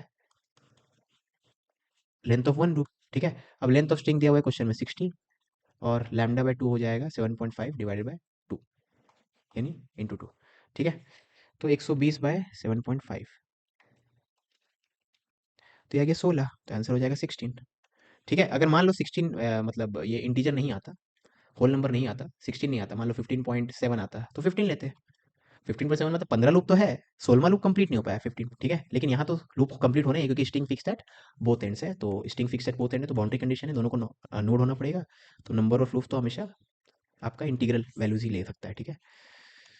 okay, a particle of mass M attached to the spring, फिर से ये क्वेश्चन आपका फोर्स्ड ऑक्सीलेशन का है। Forced oscillation as of JEE Main 2025 हट चुका है सिलेबस से, ठीक है। ये लेकिन हाँ एडवांस में है, तो आप मजे के लिए देखना चाहते हो इस क्वेश्चन को देख सकते हो, प्योरली जेई मेन का प्रिपरेशन करो तो क्वेश्चन को स्किप करो, ठीक है। तो particle of mass M attached to spring, spring question क्या है, नेचुरल एंगुलर फ्रीक्वेंसी इतना, and external force F T is applied, ठीक है। तो बेसिकली एक ब्लॉक है, स्प्रिंग ब्लॉक सिस्टम, ठीक है। ये अपना मजे से एसएचएम कर रहा है, लेकिन एक एक्सटर्नल फोर्स आ गया है एफ टी, है ना। और एफ टी जो है कॉस ओमेगा टी के प्रोपोर्शनल है, वो भी इस पे लग रहा है। तो इसके ऊपर तो पहले बस के एक्स वाला फोर्स लग रहा था, स्प्रिंग वाला फोर्स, अब ये एफ टी वाला फोर्स भी लग रहा है, कॉस ओमेगा टी वाला भी एक फोर्स लग रहा है, ठीक है। तो displacement of the oscillator will be proportional to, ठीक है। इसको हम लोग तुक्के से करेंगे, है ना, क्योंकि इसका थ्योरी थोड़ा डिफिकल्ट है, डायरेक्ट फॉर्मूला से तो एक लाइन में हो जाएगा, तुक्के से करेंगे। तो आप खुद सोचो ना, मास जितना ज़्यादा होगा उतना कम डिस्प्लेसमेंट होगा, फॉर ए गिवन फोर्स जितना ज़्यादा मास होगा उतना कम डिस्प्लेसमेंट होगा, मेन पोजीशन होगा, ठीक है। तो मास जितना ज़्यादा होगा उतना कम डिस्प्लेसमेंट होगा, तो मास जो होगा डिनोमिनेटर में होना चाहिए, यानी ऑप्शन बी और ए ये दोनों हो सकता है अभी के लिए। ये दोनों तो पक्का ही नहीं होगा, क्योंकि मास न्यूमरेटर में है। ये दोनों ऑप्शन क्या बोले, मास जितना ज़्यादा होगा उतना ज़्यादा डिस्प्लेसमेंट होगा, तो मास इन्फिनाइट होगा तो डिस्प्लेसमेंट इन्फिनाइट हो जाएगा क्या, नहीं ना, ठीक है। ओके, तो ए और बी में कुछ होगा, ये बस तुक्का है ना। अब इसमें omega naught square plus omega square है, omega naught square minus omega, ठीक है। तो आप ये सुनते होंगे बचपन से कि, या ये कभी ना कभी सुने होंगे आप कि अगर एक्सटर्नल फोर्स का, एक्सटर्नल पीरियोडिक फोर्स जो लग रहा है जो कि एफ टी यहाँ पे, उसका फ्रीक्वेंसी और नेचुरल फ्रीक्वेंसी जब मैच करता है, ठीक है। जैसे आप ये हम लोग जब 9th 10th में थे तो ये सुनते थे ना, सोल्जर्स जब ब्रिज से क्रॉस करते हैं तो लोग मार्चिंग बंद कर देते, क्यों, क्योंकि सोल्जर का जो पैर से फोर्स आ रहा है वो हो गया एक्सटर्नल फोर्स, और ब्रिज जो है वो अपना कुछ उसका नेचुरल फ्रीक्वेंसी होगा, हर ऑब्जेक्ट का कुछ ना कुछ नेचुरल फ्रीक्वेंसी होता है, ठीक है। तो अगर एक्सटर्नल फोर्स जो लग रहा है उसका फ्रीक्वेंसी नेचुरल फ्रीक्वेंसी से मैच कर जाएगा तो ब्रिज का ऑसिलेशन बहुत ज़्यादा हाई हो जाएगा, है ना। मतलब ये जो ऑसिलेशन का एम्पलीट्यूड है, तो ये डिस्प्लेसमेंट है, ये हाई हो जाएगा अगर नेचुरल फ्रीक्वेंसी ओमेगा नॉट और फोर्स का फ्रीक्वेंसी ओमेगा दोनों मैच कर जाए। मैं एंगुलर फ्रीक्वेंसी और फ्रीक्वेंसी को इंटरचेंजेबली यूज करें, थोड़ा फर्क होता है कांस्टेंट 2 पाई का, ठीक है। तो अगर ओमेगा नॉट ओमेगा के बराबर हो जाएगा तब बहुत ज्यादा हो जाएगा, है ना। अब यहाँ पे ओमेगा नॉट ओमेगा के बराबर होगा तब तो ये ब्लो अप नहीं हो रहा ना, ब्लो अप मतलब बहुत हाई वैल्यू नहीं ले रहा है, लेकिन अगर ओमेगा नॉट ओमेगा के बहुत करीब हो गया तो ये तो बहुत हाई वैल्यू ले रहा है, ठीक है। यानी ऑप्शन बी होना चाहिए, ऑप्शन ए नहीं होना चाहिए। बस ये तुक्काबाजी हम लोग करेंगे, ठीक है। Two identical tubes A and B, identical मतलब दोनों का लेंथ सेम है, are shown, fundamental frequency of A F naught है, ठीक है। तो इसका फंडामेंटल फ्रीक्वेंसी तो आपको पता है सी बाय 2 एल, इसका लेंथ, है ना, क्योंकि ओपन एंड बोथ एंड है। अब ये वाला ट्यूब में तो ये वाला पोर्शन ही काम का है, ये वाला में तो हवा नहीं है, कल ये वाला पोर्शन, तो इसका लेंथ हो जाएगा L/2। अब ये है क्लोज्ड ऑर्गन पाइप जैसा बिहेव करेगा, तो इसका फंडामेंटल हो जाएगा C/4L। लेकिन लेंथ की वैल्यू क्या है यहाँ पे, लेंथ ऑफ द ट्यूब कितना है, L/2, तो ये भी हो जाएगा C/2L, तो दोनों C/2L है, तो ये भी हो जाएगा F0। तो इस वाले केस का भी फंडामेंटल फ्रीक्वेंसी F0 ही रहेगा, ठीक है। इन standing wave experiment a 1.2 kilogram horizontal rope is fixed in place at its two ends, ठीक है। तो दो पॉइंट्स है, x = 0 और x = तो मैं वाइट यूज़ करता हूँ यार, x = 2 मीटर, इसके बीच में एक 1.2 किलोग्राम का रोप को लगा दिया गया है, ठीक है। End is made to oscillate up and down in fundamental mode, तो ये फंडामेंटल मोड में ऑसिलेट कर रहा है ऑफ फ्रीक्वेंसी 5, ठीक है। t = 0, the point at x = 1, x = 1 मतलब मिड पॉइंट, है ना, has zero displacement and is moving in the positive, ठीक है। तो t = 0 सेकेंड पे ये पॉइंट जो है ऊपर जा रहा है, ठीक है। और अपवर्ड स्पीड है 3.14, ऊपर जा रहा है 3.14 से, है ना। तो इसका स्पीड को v बोल देते हैं। आपको पता है कि ये तो मेन पोजीशन में है अभी, ठीक है। तो मेन पोजीशन देखो ना, है जीरो डिस्प्लेसमेंट मतलब मेन पोजीशन पे, ठीक है, जीरो डिस्प्लेसमेंट मेन पोजीशन। तो मेन पोजीशन में तो पार्टिकल का स्पीड क्या होता है, ओमेगा इंटू ए। तो मेन पोजीशन में पार्टिकल का स्पीड क्या होता है, ओमेगा है। एसएचएम करता है ना हर पार्टिकल, तो एसएचएम कर रहा है एक्सेप्ट नोड वाले, वो तो फिक्स है, बाकी सब पार्टिकल एसएचएम कर रहा है, चाहे ट्रैवलिंग वेव की बात करें या स्टैंडिंग वेव की बात करें, हर पार्टिकल एसएचएम कर रहा है एक्सेप्ट नोड, है ना। तो और एसएचएम में मेन पोजीशन पे स्पीड क्या होती है, मैक्सिमम होती है, तो ओमेगा है, ठीक है। ओके, तो इसका स्पीड का वैल्यू हमें पता है। हम्म, तो टेंशन इन द रोप क्या है, ठीक है, स्पीड आपका 3.14, ओमेगा इंटू एम्पलीट्यूड नहीं पता, ओमेगा पता है, ओमेगा 2πf, फ्रीक्वेंसी आपको दिया था 5, तो इससे एम्पलीट्यूड मिल जाएगा, ठीक है। हम लोग को टेंशन पूछा है तो एम्पलीट्यूड निकाल के क्या करेंगे, एम्पलीट्यूड से टेंशन, टेंशन का तो मुझे लगता है यार, टेंशन तो आपका आएगा, टेंशन कैसे आएगा, हाँ, C/2L वाले फॉर्मूले से, C/2L, सी में T/म्यू। अरे मैं बेमतलब का मेहनत कर रहा हूँ, इसका ज़रूरत ही नहीं है, प्रॉब्ली इसी से हो जाएगा ना। F0 होता है C/2L, सी क्या होता है T/म्यू, ठीक है। सबका वैल्यू तो दिया हुआ है ना हमें, हाँ, तो डायरेक्टली आ जाना चाहिए। तो 2 × F0, मैं भी डेटा देख के ना सोचा नहीं पहले, यूज़ करने लगा डायरेक्टली, ठीक है। 2 F0L, लेंथ ऑफ स्ट्रिंग है 2, लेंथ ऑफ स्ट्रिंग भी 2 है, ठीक है। 2 F0L = √T/म्यू, तो इसका स्क्वायर करेंगे तो T/म्यू होगा, तो इसका स्क्वायर क्या है, 2 2 4 5 20, 400 इंटू म्यू, ठीक है। और म्यू की वैल्यू मास पर यूनिट लेंथ, मास कितना है भैया 1.2 और लेंथ है 2, 1.2 डिवाइडेड बाय 2, तो 200 इंटू 240, ठीक है। तो मैं शुरू का जो 1 मिनट कर रहा था इसका ज़रूरत ही नहीं था, ठीक है, ये सब डेटा एक्स्ट्रा है।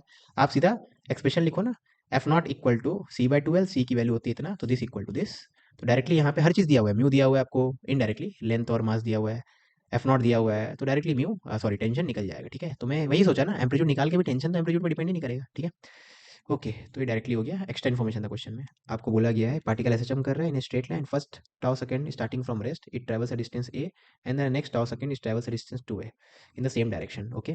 तो क्या होगा, ठीक है, तो मान लो ये लाइन ऑफ मोशन है, ये मेन पोजीशन है, आप इसको इधर और ड्रॉ करना तो कर लो, ठीक है। रेस्ट से स्टार्ट कर रहा है मतलब या तो x = a से कर रहा होगा या माइनस ए से कर रहा है, मैं अजूम कर ले रहा हूँ x = a से कर रहा हूँ, आपको माइनस ए से करना है तो करवाने तो करवाओ, ठीक है। रेस्ट से स्टार्ट कर रहा है ना, इसे रेस्ट तो यहीं पे होगा, है ना। अब पहला टाउ सेकंड्स के बाद यानी t = टाउ पे इस यहाँ पे होगा इस पोजीशन पे, और ये पोजीशन ओरिजिन से कितनी दूरी पे होगा, अभी टोटल तो है a, और यहाँ से यहाँ चला है ये s, s चला है a, चला है स्मॉल a, ठीक है।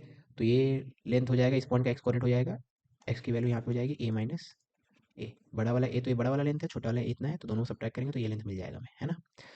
ओके, और फिर नेक्स्ट टाउ सेकेंड्स में, यानी T equal to pi two tau पे, टी इक्वल टू टाउ पे, ठीक है। यहाँ से यहाँ टाउ लगा, फिर नेक्स्ट टाउ सेकेंड्स में उसी दिशा में चला है 2a, तो ये 2a है, ये a था, तो टोटल कितना हो जाएगा 3a, और ये टोटल कैपिटल ए है, कैपिटल ए में से 3a हटाएंगे तो ये यहाँ से यहाँ तक का लेंथ हो जाएगा, तो यहाँ पे एक्स की वैल्यू हो जाएगी a माइनस 3a, ठीक है। तो अलग अलग लोकेशन अलग अलग टाइम पे हम लोगों ने दे दिया, इस टाइम पे यहाँ पे टाइम इतना हो रहा है, लोकेशन इतना है, और यहाँ पे लोकेशन इतना है, टाइम इतना है, ठीक है। अब इक्वेशन लिखते हैं एसएचएम का। अब एसएचएम का इक्वेशन तो आप ए साइन ओमेगा टी मत यूज़ करना, क्यों? क्योंकि ए साइन ओमेगा टी मतलब क्या, अगर आप ये यूज़ करोगे, यहाँ पे यही गलती करते हैं लोग, बच्चे यही गलती करते हैं, एसएचएम का इक्वेशन ये मान लेते हैं, ये गलत है ना, क्यों? क्योंकि एक्स की value T equal to zero पे जीरो कहाँ हो रही है, बस जीरो हो रही है यहाँ पे, हमें तो टी इक्वल टू जीरो पे पार्टिकल कहाँ बचा है, एक्स इक्वल टू ए पे, तो एक्स इक्वल टू ए पे चाहिए तो कॉस ओमेगा टी लेना पड़ेगा, ठीक है, क्योंकि रेस्ट पे चाहिए टी इक्वल टू जीरो पे ना, तो एक्सट्रीम पोजीशन पे होना चाहिए, तो X equal to A cos omega T, तो इस फॉर्मूला को 2 बार लगाना है, तो एक्स की वैल्यू ए माइनस ए कब है, जब टाइम की वैल्यू टॉ है, तो ए कॉस ओमेगा टॉ, और इसी क्वेश्चन को यहाँ के लिए लगा इस टाइम के लिए, तो इस टाइम पे लोकेशन एक्स की वैल्यू है इतना, तो एक्स की वैल्यू इतना है, टाइम की वैल्यू क्या है 2 टॉ, ठीक है। ओके, अब जो पहला इक्वेशन है उससे आप अगर ध्यान से देखो, तो ए को उस तरफ लेते जाओ पूरा का पूरा, तो 1 माइनस कॉस ओमेगा टॉ, और दूसरे वाले केस में 1 माइनस कॉस 2 ओमेगा टॉ, इन दोनों का रेशियो लेते हैं, तो ए कैंसिल हो जाएगा 1/3, ए कैंसिल, ए कैंसिल, तो 1/3, ठीक है, तो दिस इक्वल टू 1/3 है ना। ओके, अब इसको और कुछ कर सकते हैं क्या बिना मेहनत के, नहीं मतलब मेहनत करना ही पड़ेगा, तो इसको आगे बढ़ते हैं, तो ये 3 minus 3 cos omega T minus 1 minus cos 2 omega T, ठीक है। अब ये ऊपर वाला चीज़ मिटाता हूँ मैं, जगह बनाते हैं कुछ, ठीक है। अब ये जो इक्वेशन आया है इसको मैं लिख सकता हूँ, कॉस 2 ओमेगा टी को इधर लेते जाओ, minus 3 cos omega T plus 2 equal to 0, ठीक है। ओके, अब कॉस 2 थीटा होता है 2 cos² थीटा माइनस 1 है ना, तो 2 cos² थीटा माइनस 1, ठीक है, माइनस 3 कॉस, तो हो जाएगा 2 cos² थीटा, मैं सही बोल रहा हूँ ना, cos 2 थीटा होता है 2 cos² theta minus 1, cos² theta minus sin² theta, sin² theta होता है 1 माइनस कॉस, यानी कॉस, हाँ सही बोल रहा हूँ, ठीक है। अब ये कॉस स्क्वायर ओमेगा टी और कॉस ओमेगा टी को मैं एक्स या वाई कोई मान लो, मैं वाई मान लेता हूँ, तो 2y² minus 3y plus 1 equal to 0, तो ये क्वाड्रेटिक इक्वेशन आ गया, ठीक है, ये क्वाड्रेटिक इक्वेशन आ गया। अब बस यहाँ से y की वैल्यू निकालते हैं, ठीक है, तो यहाँ पे और जगह बनाते हैं, तो y की value minus B plus minus root over b² minus 4ac/2a, ठीक है, तो 3 प्लस माइनस 1/4, तो 3 प्लस 1 वाला तो नहीं लेंगे, 3 माइनस 1 मतलब 2/4 मतलब हाफ, ठीक है, तो y की वैल्यू हाफ आ गया है ना, y की वैल्यू हाफ, तो y की वैल्यू 1 कब होगा, जब cos ओमेगा टी 1 है, cos ओमेगा टी 1, तो मतलब आपका एक्स नहीं, cos ओमेगा टी 1 तो नहीं हो सकता ना, चलो अभी y इक्वल टू हाफ है ना, तो cos ओमेगा टी यानी इतना है, ठीक है, ओमेगा टाउ टी बोल रहा हूँ मैं, है ना, तो ये 60 डिग्री हो गया, मतलब पाई बाय, ये चीज़ के बराबर है, मतलब ओमेगा टी आपका पाई/3 के बराबर है, तो टाउ हो जाएगा पाई/3 ओमेगा, ठीक है, टाउ इतना है, टाइम पीरियड तो आपका होता है 2 पाई/ओमेगा, तो ओमेगा की वैल्यू पाई/3 टाउ, ओमेगा की वैल्यू पाई/3 टाउ, तो पाई पे कट गया तो हो गया 6 टाउ, ठीक है, तो 6 टाउ वाला ऑप्शन मतलब ऑप्शन डी, है ना। अब बोलोगे सर एम्पलीट्यूड वाला भी तो ऑप्शन है, तो मैंने जो 2 इक्वेशन लिखा था उसको मिटा दिया, है ना, वही एक 2 अलग-अलग टाइम पे पोजीशन पता था ना, तो बेसिकली उन दोनों इक्वेशन है 2 अननोन है, एम्पलीट्यूड भी आपको नहीं पता और टाउ भी नहीं पता, तो टाउ मैंने निकाल के टाउ वाला ऑप्शन मैच कर दिया, तो अच्छी बात है, मैं लकी था। एम्पलीट्यूड वाला ऑप्शन आप चेक कर लो, ठीक है, वैसे ही 2 इक्वेशन है, एम्पलीट्यूड आप निकाल लो दोनों को सॉल्व करके, ठीक है, एम्पलीट्यूड वाला ऑप्शन ही मैच कर गया तो वो भी सही है, लेकिन अगर जेईई मेन है तो एक ही ऑप्शन मैच करना चाहिए, तो इसलिए ये आ गया, तो मैं आगे बढ़ता हूँ, ठीक है। Tuning fork is used to produce resonance in a glass tube. The length of the air column in this tube can be adjusted by a variable. ठीक है, तो ये रेजोनेंस कॉलम एक्सपेरिमेंट जो है, रेजोनेंस ट्यूब एक्सपेरिमेंट, वो भी as of JEE 2025, JEE में 2025 syllabus से हट चुका है, ठीक है, तो आप अगर इंटरेस्टेड हो देखो, नहीं इंटरेस्टेड तो नेक्स्ट क्वेश्चन में चले जाओ। At room temperature of 27 degree Celsius 2 successive resonances are produced at 20, ठीक है, तो सक्सेसिव रेजोनेंस का जो लेंथ होता है, तो सिंपल यही होता है, lambda equal to twice of successive का डिफरेंस 2 इंटू डेल्टा एल, ठीक है, तो ये L3 माइनस L2 भी हो सकता है, L5 माइनस L4 भी हो सकता है, कुछ भी 2 सक्सेसिव का है, तो 2 इंटू डेल्टा एल कितना है, 73 और 20 का डिफरेंस 53 सेंटीमीटर। ठीक है, तो लैम्डा मिल गया। आपको पता है फ्रीक्वेंसी, ट्यूनिंग फोक का फ्रीक्वेंसी कितना है, 320। तो वेवलेंथ ऑफ साउंड वेव इतना है, और ट्यूनिंग फोक का फ्रीक्वेंसी और wave frequency of air column match करेगा तभी तो रेजोनेंस होगा। ठीक है, तो आपका साउंड का फ्रीक्वेंसी भी इतना ही होगा, 320। तो इससे स्पीड ऑफ साउंड मिल जाएगा, एफ इंटू लैम्डा। तो 320 इंटू 2 इंटू 53। ठीक है, तो इसको मैं यहाँ काट के यहाँ लिखता हूँ, क्योंकि ये वाला पोर्शन मुझे दिखता नहीं है स्क्रीन पे। तो सी की वैल्यू एफ इंटू लैम्डा, तो ये हो जाएगा 106 बाय 100, क्योंकि ये सेंटीमीटर में मीटर में कन्वर्ट किया। ठीक है, तो ये हो जाएगा 320 इंटू 1.06, तो ये हो जाएगा 339। तो स्पीड हो गया 339। ठीक है, ऑप्शन बी है ना।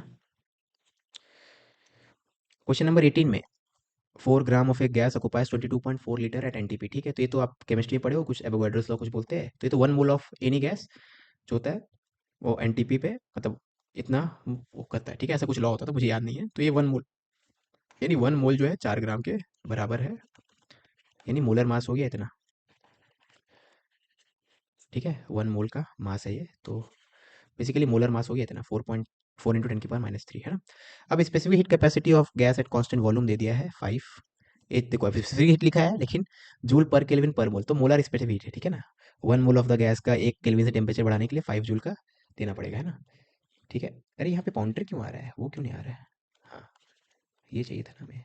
आज ये पॉइंटर आ रहा है। ठीक है, लास्ट टाइम वो था, एनीवेज तो ध्यान नहीं मुझे आज। ठीक है, तो यहाँ पे ये, तो ये मोलर हीट कैपेसिटी है। ठीक है, और यूनिट से पता चल जाता है। Speed of sound in gas NTP is 952 metre पर सेकंड। ठीक है, ओके, तो then the heat capacity at constant pressure. ठीक है, तो सबसे पहले तो आप मुझे कमेंट में बताना, आपसे सीपी पूछा है तो सीपी प्लस आर कर दो ना, क्यों नहीं कर रहे हम लोग। ठीक है, why we are not using this formula, ये मुझे कमेंट में बताना कोई, है ना। तो अभी के लिए क्वेश्चन में आगे बढ़ते हैं। सीवी की वैल्यू मिल गई है। ठीक है, सीवी के लिए सॉरी क्वेश्चन में दिया हुआ है। ठीक है, और सीपी पूछा गया, फिर से यूनिट देख के आपको पता चल जा रहा है कि ये molar heat capacity at constant pressure पूछा है। ठीक है, okay, molar heat capacity at constant pressure है ना। तो ठीक है, तो 1 मोल, तो हम लोग क्या करेंगे, speed of sound in a medium in a gas, ये फॉर्मूला होता है ना। तो इससे पहले गामा निकालते हैं, तो गामा हो जाएगा c square m naught by R T. तो सबका वैल्यू पुट करते हैं, तो गामा की वैल्यू सी स्क्वायर, सी है 952, तो 952 का स्क्वायर मोलर मास था 4 इंटू 10 की power -3 divided by R, R की वैल्यू 8.3 इंटू टेम्परेचर। अब एनटीपी है, एनटीपी मतलब नॉर्मल टेम्परेचर बचा 293 केल्विन, है ना। ठीक है, तो ये हो जाएगा 952 का square into 4 divided by 8.3 divided by 293। ठीक है, तो ये 1.49 यानी अप्रॉक्सीमेटली ये 1.5 आ रहा है ना। तो गामा की वैल्यू 1.5। ठीक है, अब गामा क्या होता है, सीपी बाय सीवी। तो सीपी पूछा है, तो सीपी हो जाएगा आपका गामा इंटू सीवी। गामा की वैल्यू 1.5 और सीवी की वैल्यू 5, तो ये 7.5, 15×5 = 75, है ना। 7.5 मतलब ऑप्शन डी। ठीक है, लेकिन ये मुझे कमेंट में बताना, CP equal to CV plus R करते हैं तो ये 5 है, 5 प्लस 8.3 तो 13.3 से तो कोई मैच नहीं कर रहा। लेकिन ये क्यों नहीं यूज़ कर रहे, वो भी तो समझना है ना। ये नहीं कि आप लॉजिक तो नहीं दोगे सर, किसी से मैच नहीं कर रहा मतलब इससे नहीं आएगा, क्यों नहीं आएगा इससे। ठीक है, वो बताना है आपको, है ना। A rod of length L is in a motion such that its ends A and B are moving are along the x axis। तो इसको थोड़ा बड़ा कर लेते हैं, ये शायद नहीं दिख रहा हो। ठीक है, थोड़ा ज़्यादा ही बड़ा हो गया, एनीवेज। ठीक है, तो एंड ए और B moving along X and Y respectively. ठीक है, तो एक कोऑर्डिनेट एक्सिस बनाते हैं, इतना डेंजर बनाएंगे तो हो गया। ड्रॉ वाला नहीं है, होता होगा मुझे पता नहीं, यहाँ पे टूल्स होते हैं ना, टूल्स स्ट्रेट लाइन खींचने वाले। ओके, तो ये रॉड है, तो रॉड का ए और बी जो है एक्स और वाई पे है, तो ये एंड ए है, ये एंड बी है। ठीक है, अब ये D theta by D T देखो पॉजिटिव है, मतलब थीटा बढ़ रहा है, यानी इसको थीटा बोल रहे होगे, है ना। ये एंगल तो बढ़ रहा है, एंगल तो घट रहा होगा। ठीक है, तो D theta by D T आपका 2 रेडियन पर सेकंड से बढ़ रहा है।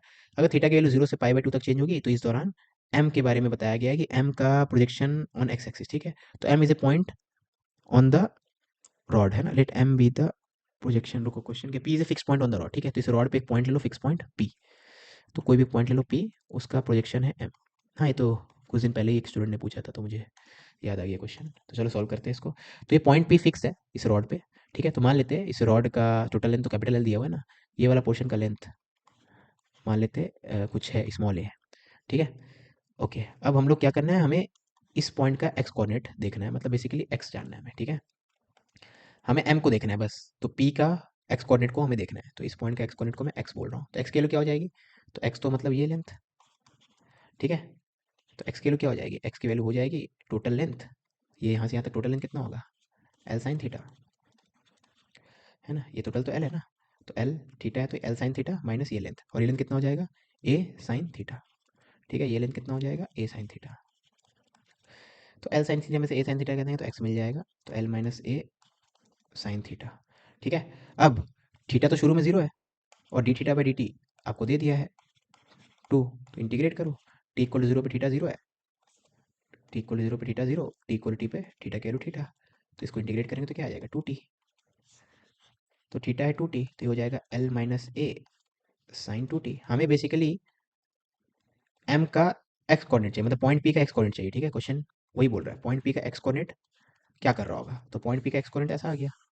अगर आप इसको ध्यान से देखो तो एल माइनस ये तो कांस्टेंट होगा, टाइम का चेंज नहीं हो सकता, length of the rod time का चेंज नहीं हो सकता, और पॉइंट पी फिक्स्ड है रॉड पे, फिक्स्ड है रॉड पे मतलब ये डिस्टेंस स्मॉल है जो मैं लिखा हूँ यहाँ से यहाँ तक, रॉड पॉइंट पी का इस एंड से डिस्टेंस ये भी चेंज नहीं हो सकता। जैसे 20 मीटर है, ये 3 मीटर है, तो ये 3 रहने वाला है, ये 20 रहने वाला है, 20 - 3 कॉन्स्टेंट रहेगा ना, तो कॉन्स्टेंट है इंटू साइन टू टी, तो एस एच एम है, ए साइन ओमेगा टी के फॉर्म में आ गया, तो एस एच एम है, तो it moves S H M, तो ऑप्शन बी सही है, ठीक है। ओके, नेक्स्ट क्वेश्चन में 1 kg mass is attach to a spring of spring of force constant इतना and rest on a smooth surface with the other end of the spring tied to wall as shown in the figure, ठीक है। A second mass 0.5 kg slides along the surface towards the first at 3 meter per second. Okay, collision plus SHM को मिला के question, if the masses make perfectly inelastic collision find the amplitude and time, ठीक है, just before collision का photo बनाओ और just after collision का photo बनाओ, हर कोलिजन क्वेश्चन में सबसे पहले यही किया करो, ठीक है। तो एक टकरा कब रहा है ये तो बता दो, रेस्ट पे है ना, हाँ ठीक है, रेस्ट पे है, कोई बात नहीं, मतलब मेन पोजिशन, ठीक है। तो जस्ट बिफोर कोलिजन तो दोनों ही रेस्ट पे है, तो 0.5 kg दोनों नहीं, सॉरी 0.5 kg चल रहा है 3 से, और ये 1 kg रेस्ट पे है। तो just before collision momentum conservation देख लो, जस्ट बिफोर कोलिजन मोमेंटम निकाल लो सिस्टम का, कोलाइडिंग ऑब्जेक्ट का, जस्ट आफ्टर कोलिजन तो दोनों एक साथ चलेंगे, तो 1 + 0.5 kg मतलब 1.5 kg मान लेते वी से चल रहा है, ठीक है। तो just before collision momentum system का है इतना, equal to just after collision इतना, तो यहाँ से वी की वैल्यू क्या आ रही है, वी की वैल्यू आ रही है 1.5 डिवाइड 1.5 1 मीटर पर सेकेंड, ठीक है।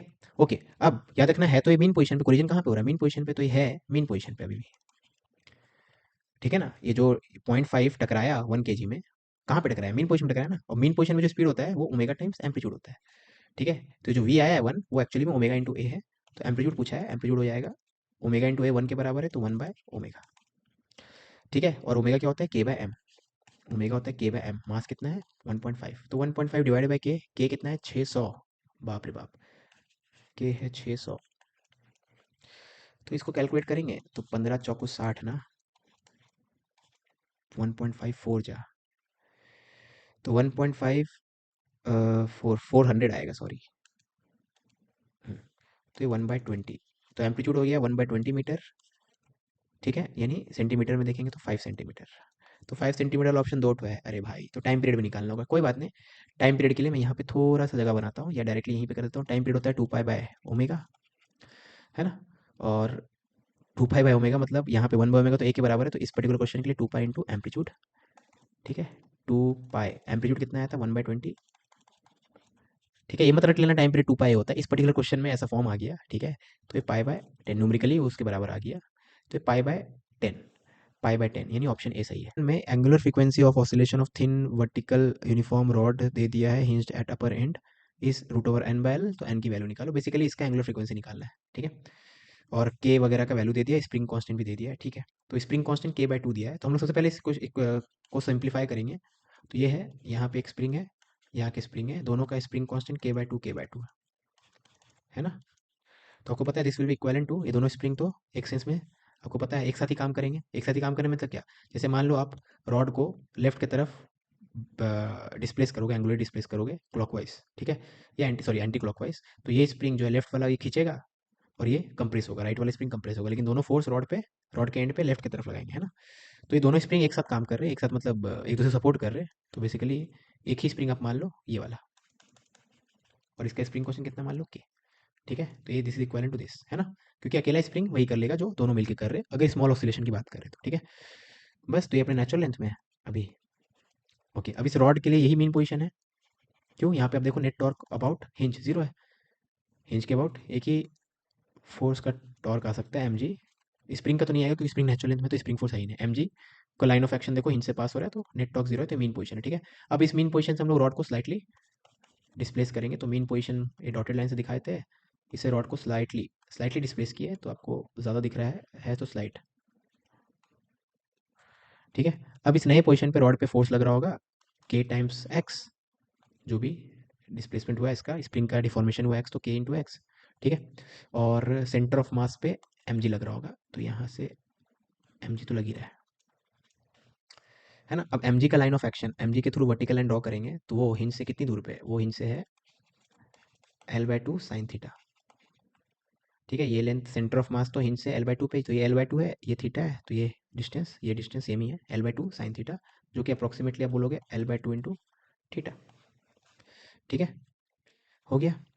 तो अब टॉर्क निकालते हैं। तो हिंज के बाद टॉर्क देखोगे तो एम जी भी क्लॉकवाइज टॉर्क लगा रहा है और ये के एक्स भी क्लॉकवाइज लगा रहा है, तो दोनों को ऐड कर देंगे। तो एम जी का टॉर्क हो जाएगा एम जी इंटू उसका मोमेंट आर्म का length L by to theta, और के एक्स का हो जाएगा के एक्स इंटू, अब के एक्स का जो line of action of force है ये है, और ये हिंज से कितनी दूर पे है, ये हो जाएगा, ये जैसे ना रॉड का लेंथ एल है तो L cos theta, L cos theta, लेकिन थीटा बहुत छोटा है तो इसको एल बोल देंगे। ठीक है, तो टॉर्क हो गया इतना। अब हम लोग एल को थीटा के फॉर्म में लिखते हैं, तो ये जो एक्स है ना, सॉरी एक्स को थीटा के फॉर्म में लिखते हैं, तो एक्स क्या हो जाएगा एल इंटू थीटा। ठीक है, अगर आप डायग्राम क्लियर नहीं है तो ये देखो, ये थीटा है, ये एक्स है, तो एक्स क्या हो जाएगा एल इंटू थीटा। ठीक है, एक्स स्मॉल है ना थीटा, तो एक्स के बदले एल इंटू थीटा लिखेंगे, तो ये वाला टर्म एक्स के बदले एल इंटू थीटा लिखेंगे, तो के एल स्क्वायर इंटू थीटा हो गया, तो ये के एल स्क्वायर इंटू थीटा। ठीक है, तो आपका टॉर्क का एक्सप्रेशन फाइनली है M ji L by two plus K L square into theta, ये हो गया टॉर्क। ठीक है, बस अब इसको यहाँ पे जगह थोड़ा बनाते हैं, क्वेश्चन बन गया ऑलमोस्ट। ठीक है, टॉर्क आ गया, इसको यहाँ खींच के यहाँ डाल देते हैं, है ना। बस अब इसमें वैल्यूज पुट करते हैं ना, ये थोड़ा और सिंप्लीफाई करते हैं। अब के का वैल्यू है two M G by l, तो के का value two M G by l, तो two M G by l put करेंगे के का वैल्यू तो इतना हो जाएगा। ठीक है, तो one by two plus two five by two, तो five by two M G l theta, तो टॉर्क हो गया इतना। अब टॉर्क क्या होता है, I into alpha, moment of inertia rod का अबाउट एन एंड हिंज है ना, अबाउट एन मतलब एंड के अबाउट हिंज है तो m l square by three, तो आई इंटू अल्फा हो गया five by two M G l theta, तो अल्फा इक्वल टू हो जाएगा पाँच तिया पंद्रह बाय दो जी बाय एल इंटू थीटा। अब इसी को तो क्या बोलते हैं, अल्फा और थीटा का प्रोपोर्शनलिटी कांस्टेंट क्या बोलते हैं, ओमेगा स्क्वायर। ठीक है, तो ओमेगा स्क्वायर हो गया fifteen G by two L, तो 150 बाई टू यानी 75, तो 75 बाय एल, तो ओमेगा स्क्वायर हो जाएगा 75 बाय एल, तो ओमेगा की value root under root 75 by L, तो क्वेश्चन में दिया हुआ था omega root over N by L, तो एन की वैल्यू 75, तो आंसर हो जाएगा आपका 75, ये हो जाएगा एन। ठीक है, in the figure shown the spring is relaxed and the mass m is attached to the spring. The spring is compressed by 2a and released at t equal to 0. Mass m oscillates and collides with the wall and loses two-thirds of its kinetic energy and returns. ठीक है, find the time taken by it to come back to the rest again. Okay, initial time से लेके दोबारा rest पे आने तक कितना time लगेगा। ठीक है, और हर कोलिजन विथ वॉल में टू थर्ड एनर्जी लूज कर रहा है ना, काइनेटिक एनर्जी।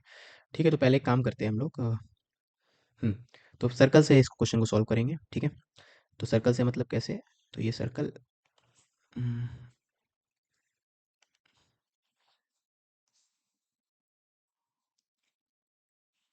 इस लाइन पे ऐसे चमका रहा है हॉरिजॉन्टल लाइन पे। ठीक है, तो पहले तो x equal to minus two a पे है, मतलब यहाँ पे है, तो x इक्वल टू जीरो ये है, x equal to minus two a है, और यहाँ तो वॉल आ जाएगा, तो वॉल से टकरा जाएगा, है ना, ये वॉल आ गया।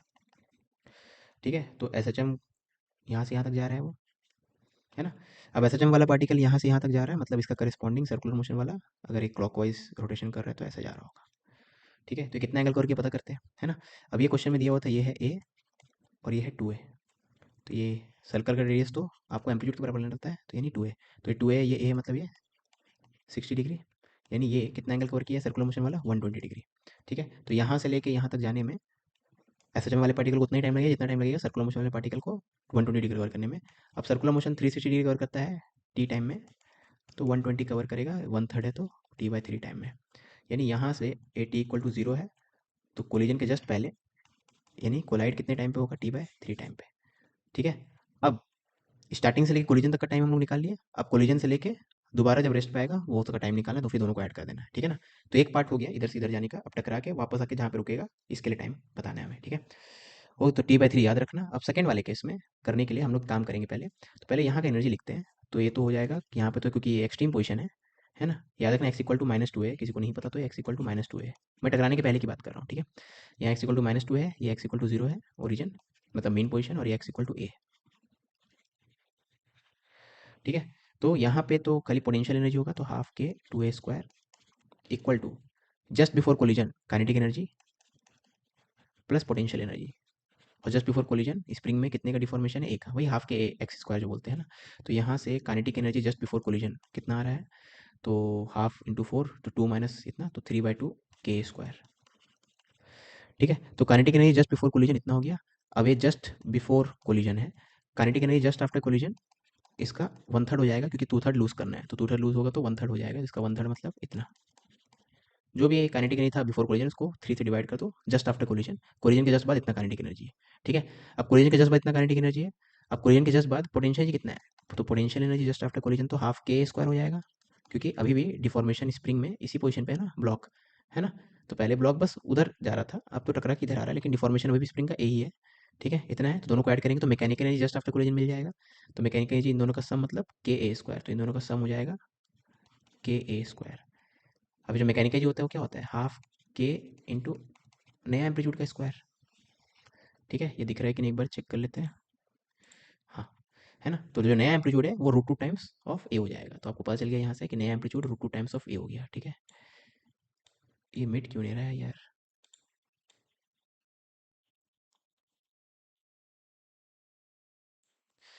ठीक है, तो आपको पता चल गया कि new amplitude is √2 times of a, ठीक है। ओके, तो नया एम्पलीट्यूड मिल गया।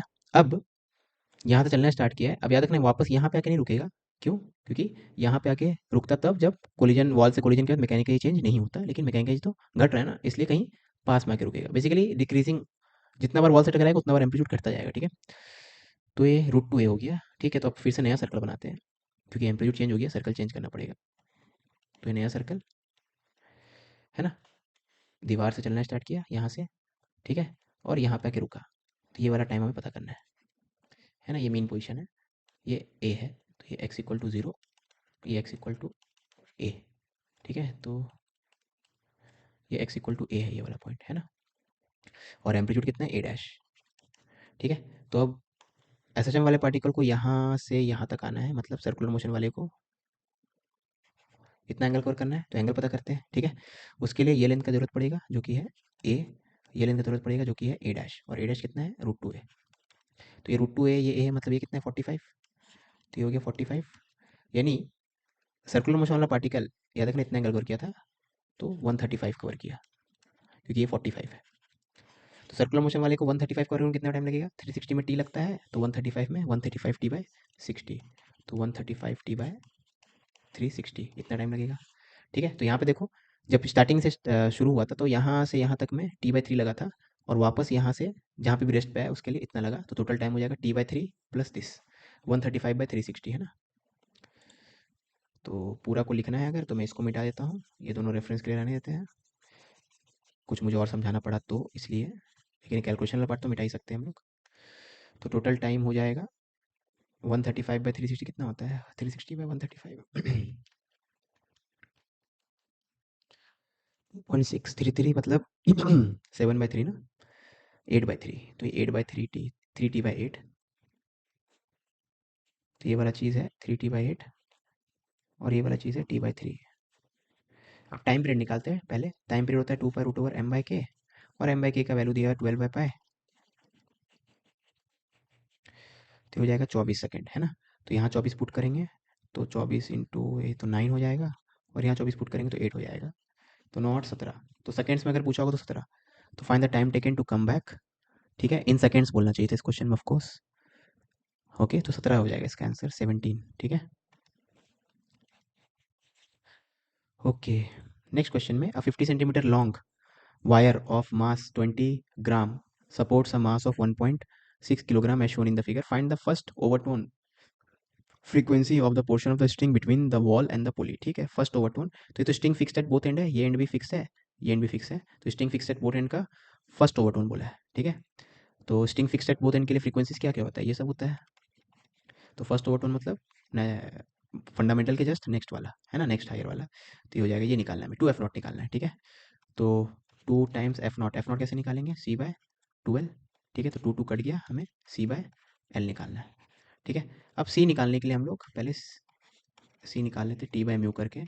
टेंशन तो हो जाएगा mg के बराबर, ये 1.6 kg है, तो टेंशन हो जाएगा 16/म्यू। म्यू निकालते हैं, टोटल मास ऑफ रस्सी divide by total length of रस्सी। टोटल मास ऑफ रस्सी है 20 ग्राम, किलोग्राम में कन्वर्ट किया, divide by total length of रस्सी 50 सेंटीमीटर, ठीक है। 50 सेंटीमीटर को मीटर में कन्वर्ट करो, 100 से डिवाइड करो, तो ये 40, 50 दूनी 40, हाँ 40 इंटू 10⁻³ ठीक है। तो म्यू को यहाँ पुट कर दो, 40 इंटू 10⁻³, ठीक है। ओके, तो ये 16,000/40, तो 400 मतलब 20, ठीक है। तो ये हो जाएगा 20, तो ये इसमें वैल्यू पुट करेंगे तो 20 by length, length of the string, पूरा स्ट्रिंग का लेंथ मत लेना, इसका लेना 0.4 है, तो ये हो जाएगा 50, ठीक 50 सॉरी, 200/4, हाँ 50 है ना। तो आपका c/12 की वैल्यू 50 आ गया, तो 50 आपका आंसर, ठीक है। ओके, तो अब नेक्स्ट क्वेश्चन कहाँ है, ये a source of sound revolving in a circle of radius इतना, emitting a signal of frequency इतना।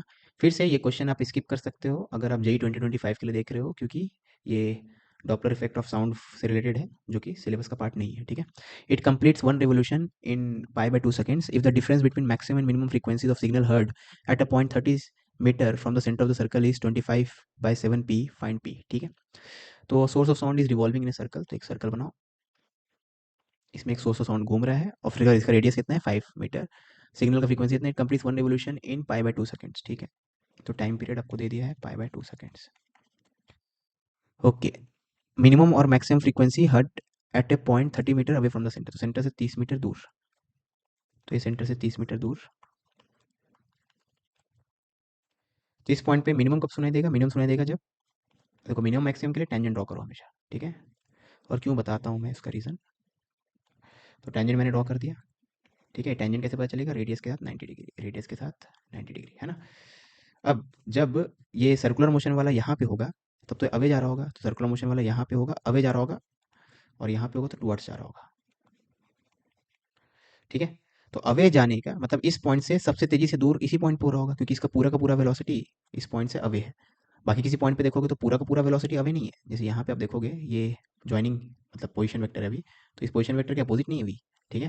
लेकिन इस पॉइंट पे तो पोजीशन वेक्टर के एक्जैक्टली अपोजिट है, तो मैक्सिमम रेट पे डिस्टेंस यहाँ पे बढ़ रहा है, ठीक है। तो जब सोर्स यहाँ पे है, तब सोर्स और ऑब्जर्वर के बीच का डिस्टेंस मैक्सिमम रेट से बढ़ रहा है, और वैसे ही जब सोर्स यहाँ पे घूम के यहाँ पे तो पहुंचेगा ना, तब सोर्स और ऑब्जर्वर के बीच का डिस्टेंस मैक्सिमम रेट से घट रहा है। तो इस पॉइंट पे जब सोर्स होगा, तब जो इसको फ्रीक्वेंसी सुनाई देगा, है ना, उसमें मतलब टाइम का लैग की बात नहीं कर रहा हूँ, यहाँ से यहाँ साउंड जाने में भी टाइम लगेगा, लेकिन उसको अगर इग्नोर करें, तो इस पोजीशन पे जब ये होगा तब इसको मिनिमम फ्रीक्वेंसी सुनाई देगा, और इस पोजीशन पे होगा तो मैक्सिमम, तो ये मिनिमम फ्रीक्वेंसी को करेस्पॉन्ड कर रहा है, और ये मैक्सिमम फ्रीक्वेंसी को करेस्पॉन्ड कर रहा है, ठीक है।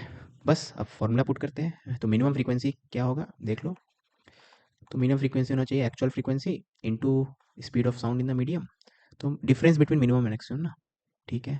तो speed of sound in the medium plus velocity of observer, observer तो रेस्ट पे है, तो ये वाला टाइम कुछ नहीं होगा। यहाँ पे मिनिमम के लिए हमें पे दूर जा रहा है तो माइनस में लिखेंगे, तो माइनस ऑफ माइनस, यहाँ फॉर्मूला में ऑलरेडी माइनस रहता है, तो माइनस माइनस मिलकर प्लस हो जाएगा, तो इसका स्पीड मान लो वी है तो वी। और सिमिलरली मैक्सिमम निकालना होगा, तो f0 into c+0 divide by c-v, क्योंकि ये टुवर्ड्स जा रहा है तो प्लस भी लेंगे, अभी जाएगा तो माइनस भी लेंगे, तो माइनस माइनस मिलके प्लस हो जाएगा, यहाँ प्लस मिलेंगे तो माइनस प्लस, माइनस और प्लस भी माइनस भी, ठीक है। ये हो जाएगा। अब मैक्सिमम और मिनिमम का डिफरेंस बोला गया क्वेश्चन में, मैक्सिमम माइनस मिनिमम, ये आप निकालोगे तो ये कितना आ जाएगा, difference between the maximum and the minimum is 25/7, ठीक है। ठीक है, स्पीड चलो चलो निकालते हैं ना, टाइम पीरियड मिल गया ना, तो टाइम पीरियड से हम लोग ओमेगा निकाल लेते हैं।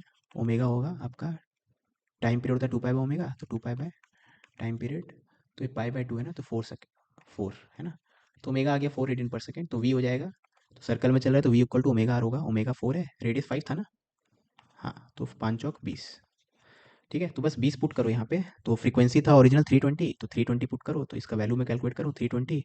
Speed of sound in the medium 300, 300 minus 300 plus 20, तो ये 320, तो ये तो हो गया 300। ठीक है, तो मिनिमम फ्रीक्वेंसी 300 है और मैक्सिमम वाला, तो ये 300, 300 माइनस 20 यानी 280, तो 300 बाई 280, 15/14 इंटू 320, तो 15/14 इंटू 320। ठीक है, तो 15/14 इंटू 320, ऑफकोर्स ये आपको नहीं दिख रहा होगा अब। ठीक है, कोई बात नहीं, तो इसको मैं यहाँ लिख दूंगा, तो इसको रब कर लेते हैं। तो 300 बाय, तो एफ मैक्सिमम 15, चलो इसको कैलकुलेट कर लेते हैं ना, 15/14 इंटू 320, तो ये तो कोई ख़तरनाक नंबर आ रहा है, तो इसको फ्रैक्शन में ही रहने देते हैं। तो 15/14 इंटू 320, ठीक है, ये एफ मैक्स है और एफ मिनिमम कितना था 300, तो दोनों को सब्ट्रैक्ट करेंगे तो दिस माइनस 300 हो जाएगा डिफरेंस। ठीक है, और डिफरेंस आपको बोला गया है 1525/7 पी, तो यहाँ से पी मिल जाएगा। ठीक है, तो पी निकालते हैं, तो 7, ठीक है, तो यहाँ 15 × 320, 14 इंटू इतना, तो 15 × 320 माइनस 14 × 300, ये हो गया 600, तो 600/14 इंटू 7/25 है ना, ये हो जाएगा पी। ठीक है, तो ये 7 दूनी, ये 2, 300, 300/25, 300/25 12 होता है ना, हाँ, तो इसका आंसर हो जाएगा 12। ठीक है, फिर से ये जेई मेन 2025 का सिलेबस का पार्ट नहीं है। In the figure shown 2m is at rest, तो इसको थोड़ा जूम कर लेते हैं, दिखेगा ही नहीं तो। एन इन इक्विलिब्रियम, तो एक ओके, तो रिलीज किया इतना हाइट से, ये गिरा, टकराया, इनलास्टिक परफेक्टली इनलास्टिक कोलिजन होगा। Starting from the time when it sticks to the plate to the time when the spring is in the maximum compression for the first time is इतना। ठीक है, ये तो उसके जैसा ही हो गया।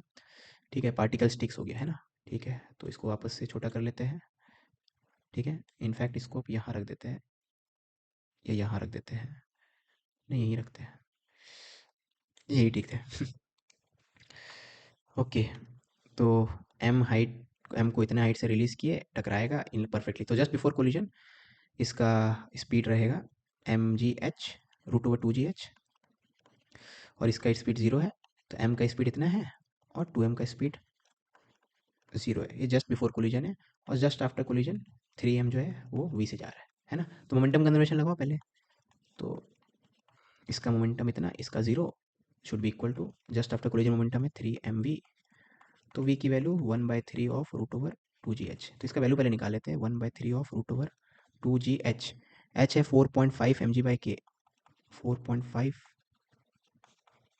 mg/k, वाओ, तो 9m/k, तो 9 और 3 कड़ी, अच्छी बात है, तो m/k इंटू जी। ठीक है, तो आपका स्पीड जस्ट आफ्टर कोलिजन, अगर ये नहीं दिख रहा है तो √m/k इंटू जी है speed just after collision, momentum conservation से √m/k इंटू जी। ठीक है, ओके, तो ये आ गया आपका स्पीड। ठीक है, तो ये याद रखना क्योंकि मैं मिटाने वाला हूँ अभी। ओके, तो आपको बोला गया था कब रिलीज किए थे रेस्ट से। Okay, starting from the time when the particle sticks to the plate, okay, sticks to the plate से लेके जब वो रेस्ट पाया तब तक। ठीक है, ओके, तो √m/k इंटू जी, ये आपका वेलोसिटी जस्ट आफ्टर कोलिजन आपने निकाल लिया है, बस अब हो गया, क्वेश्चन बन गया। तो देखो जस्ट आफ्टर कोलिजन, तो प्लेट और पॉइंट मास जहाँ पे टकराया है, जस्ट बिफोर कोलिजन जहाँ पे थे, जस्ट आफ्टर कोलिजन भी वहीं पे होंगे, क्योंकि टाइम नहीं मिला ना चलने को अभी तक, तो है ना। तो यानी नेचुरल लेंथ, मतलब स्प्रिंग जो भी ब्लॉक इनिशियल अपने स्टेट में था वहाँ पे ही होगा, है ना, जो कि होगा नेचुरल लेंथ से नीचे बाय mg/k। ठीक है, तो अगर ये नेचुरल लेंथ ऑफ स्प्रिंग है, तो नेचुरल लेंथ से प्लेट ऑफ कोर्स नीचे होगा बाय mg/k, और प्लेट का मास 2m है तो 2mg/k, तो ये गैप जो होगा ये 2mg/k होगा। सही है ना, तो यहीं पे कोलिजन हुआ है, याद रखना, ठीक है ना। ओके, अब जो कोलाइड होने के बाद टोटल मास हो गया है ऑसिलेटिंग सिस्टम को, तो 3m हो गया, तो 3m वाले मास के लिए मेन पोजीशन कहाँ पे होगा, 3m वाला ब्लॉक का मास के लिए मेन पोजीशन होगा नेचुरल लेंथ से 3mg/k नीचे, है ना। तो अगर 3m का मास है तब तो मेन पोजीशन 3 mg बैक है। वही नेट फोर्स जीरो होने के लिए आप वही K X equal to M weight के बराबर कर दो तो आ जाएगा, ठीक है ना। तो नेचुरल लेंथ ये आपका मेन पोजीशन हो गया, क्योंकि एक्चुअल में कौन ऐसे जम कर रहा है, 3m का मास कर रहा है ना, तो ये हो गया मेन, तो ये हो गया मेन पोजीशन, ठीक है। तो मेन पोजीशन से ये कितने ऊपर है, ये एम जी बाई के, ठीक है। तो इस पोजीशन को बोलेंगे x equal to M G by K, ये मेन पोजीशन है तो x इक्वल टू जीरो। तो यानी इस पोजीशन पे जस्ट आफ्टर कोलिजन स्पीड कितना है v, और v हम लोग निकाला था रूट ओवर एम बाई के इंटू जी। ये जस्ट आफ्टर कोलिजन ये वाला स्टेट है, जस्ट आफ्टर कोलिजन, ठीक है। ये सॉरी जस्ट बिफोर कोलिजन ये वाला स्टेट है, सॉरी। हाँ, तो जस्ट बिफोर कोलिजन यहाँ पे है, भले मास में 2m लिखा हूँ लेकिन मास 3m कर देंगे बस, ठीक है। तो मैं डायग्राम नहीं बनाया हूँ, ठीक है ना। तो है तो ये 3m, ओके। तो जस्ट बिफोर कोलिजन वाला जगह निकालने के लिए मैंने 2m मास लिया था, क्योंकि कोलिजन से जस्ट पहले तो इसका मास 2m था ना, तो मैंने जगह निकाल लिया। अब एक्चुअली में इसका मास कितना है, 3m, वो मैं कर देता हूँ, ठीक है। क्योंकि 3m ही अब ऑसिलेट कर रहा है ना, तो उस सेंस में, ओके। तो ये 3m वाला मास जो v से चल रहा है, ये किस पोजीशन पे, x equal to M G by K पे है, और इसका स्पीड इतना है, हो गया। तो v equal to omega into root over A square minus X square. तो v equal to omega, omega क्या होता है, k by M into amplitude का स्क्वायर माइनस एक्स स्क्वायर, ठीक है। हमें एम्पलीट्यूड निकालना है क्या, ओके, नहीं नहीं सॉरी, टाइम निकालना है। तो मैं क्या कर रहा हूँ, इसका ज़रूरत नहीं है, चलो वी तो लिखा हुआ है, कोई बात नहीं, वी का टेंशन नहीं है। ये चीज़ मैं क्यों कर रहा था, ठीक है। अब टाइम निकालते हैं, टाइम कैसे निकालेंगे, ओके। तो हम लोग क्या करेंगे, फिर से सर्कुलर मोशन यूज़ करते हैं, तो सर्कुलर मोशन यूज़ करेंगे। यहाँ से लेके एक्सट्रीम तक जाने में कितना टाइम लगा, यही तो क्वेश्चन है। लेकिन उसके लिए हमें एम्पलीट्यूड पता होना चाहिए, ठीक है ना, क्योंकि एम्पलीट्यूड पता होगा तभी तो आप सर्कुलर मोशन यूज़ कर पाओगे ना। तो एम्पलीट्यूड पता करना पड़ेगा, तो जो मैं कर रहा तो करना ही पड़ेगा। तो V equal to omega, omega होता है K by M into amplitude का square minus X square, X की वैल्यू एम जी बाई के,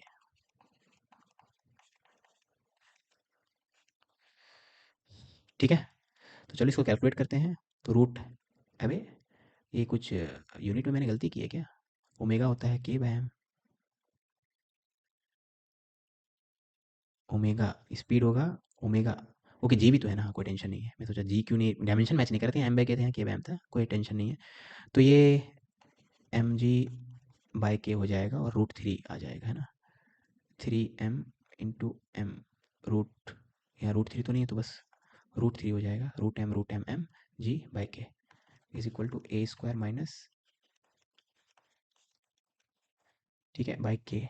और ये अंडर रूट में होता है ना, हाँ। तो अरे मैं एक काम करना था, मुझे वी स्क्वायर करके करना था ना, आसान होता, कोई बात नहीं, अब यहाँ स्क्वायर कर लेते हैं। तो वी स्क्वायर इक्वल टू इतना, है ना, ये वी स्क्वायर, तो V square equal to omega square, omega square into A square minus X square, ठीक है, हाँ। तो ये M G square by K by 3m, और यहाँ पे एम्पलीट्यूड का square minus M square ji square by K, ठीक है। ये इरेजर लेके इस वाले पार्ट को मिटा दो, इस वाले पार्ट को ही मिटा दो बस। अब इसको कैलकुलेट करना है। तो के बाय 3m ए स्क्वायर, तो इसको उधर भेज दो, तो 3m square ji square by k square equal to a square, minus वाले को उधर लेते आएंगे तो प्लस वन मतलब 4 हो जाएगा, है ना। तो ए की वैल्यू 2mg बाई के, तो एम्पलीट्यूड कितना आ गया, 2mg बाई के। तो एम्पलीट्यूड हमें पता चल गया 2mg बाई के, ठीक है। तो अब इसको मिटा देते हैं, अब इसका ज़रूरत नहीं है। एम्पलीट्यूड हमें पता चल गया 2mg बाई के, ठीक है। तो एम्पलीट्यूड पता चल गया, अब सर्कुलर बनाते हैं, है ना। तो यही वाला दिखाए थे वर्टिकल केस में, ठीक है। ये मेन पोजीशन है ना, ये मेन पोजीशन, ठीक है। मेन पोजीशन से ऊपर है बाय एक्स करके दिखाते हैं इसको, ठीक है। ये मेन पोजीशन है। और तो एसएचएम वाले पार्टिकल को कहाँ से कहाँ जाना है, यहाँ से स्टार्ट करते हुए एक्सट्रीम तक जाना है, ठीक है। तो इतने देर में सर्कुलर मोशन वाला इतना एंगल कवर करेगा ना, ठीक है। तो सर्कुलर मोशन वाला कितना एंगल कवर कर रहा है, इतना एंगल। तो आपको ये एंगल निकालने के लिए ये एंगल पता होना चाहिए। अब ये एंगल पता कैसे चलेगा, उसके लिए देखो ये एक्स है, ये आपको पता है एम्पलीट्यूड के बराबर है, ठीक है। तो ये एंगल को अगर आप थीटा बोलो तो थीटा हो जाएगा कॉस थीटा, हो जाएगा कॉस थीटा, हो जाएगा एक्स बाय ए। एक्स की वैल्यू पता है एम जी बाई के, एम्पलीट्यूड की वैल्यू पता है 2mg बाई के, तो ये हो जाएगा हाफ। ये एम जी बाई के, ये 2mg बाई के, देख लो 2mg बाई के है ना, एम्पलीट्यूड तो 2mg बाई के, तो ये हाफ हो गया, मतलब 60 डिग्री, मतलब ये वाला एंगल 60 डिग्री है। ये 60 है तो ये कितना हो जाएगा 120। तो 120 डिग्री कवर करने में सर्कुलर मोशन को कितना टाइम लगेगा? तो पूरा सर्कल होता है 360, 360 कवर करने में टी लगता है, तो 120 कवर करने में टी/3। ठीक है, तो सर्कुलर मोशन लेके जितनी देर में टी/3 कवर जितनी देर में यहाँ से यहाँ जाएगा उतनी देर में एसएचएम वाला यहाँ से आ जाएगा, तो मतलब आंसर भी टी/3 हो जाएगा। ठीक है, तो बस हो गया आपका आंसर टी/3। अब टी की वैल्यू निकालते हैं, इतना टाइम लगेगा, तो अब टी/3 लिखते हैं, सब हो गया।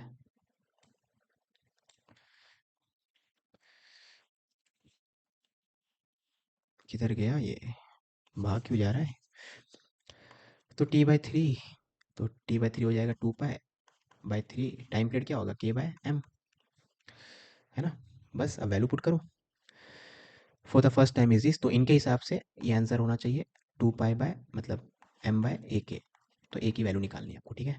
तो 2 पाई कैंसिल, तो इसको भूल जाओ, इस पूरे को भूल जाओ अभी। 2 पाई आपका कैंसिल। अरे 2 पाई√m/k होता है ना, मैं यहाँ पे उल्टा लिख दिया, सॉरी। 2 पाई√3m/k होगा, है ना? टाइम पीरियड लिख रहा था ना, फ्रीक्वेंसी नहीं। 3m/k, तो m/k कैंसिल, ये 3 को अंदर लेते आएंगे तो 9 हो जाएगा। ठीक है, तो 1/3 यानी 1/a की वैल्यू 3 हो जाएगा। तो a की वैल्यू 3 है। ठीक है, तो आई होप आपको अच्छा लगा होगा। जो भी फीडबैक है बताना, ताकि नेक्स्ट लेक्चर और इम्प्रूव हो सके। ठीक है, चलो मिलते हैं नेक्स्ट लेक्चर में। Until then bye.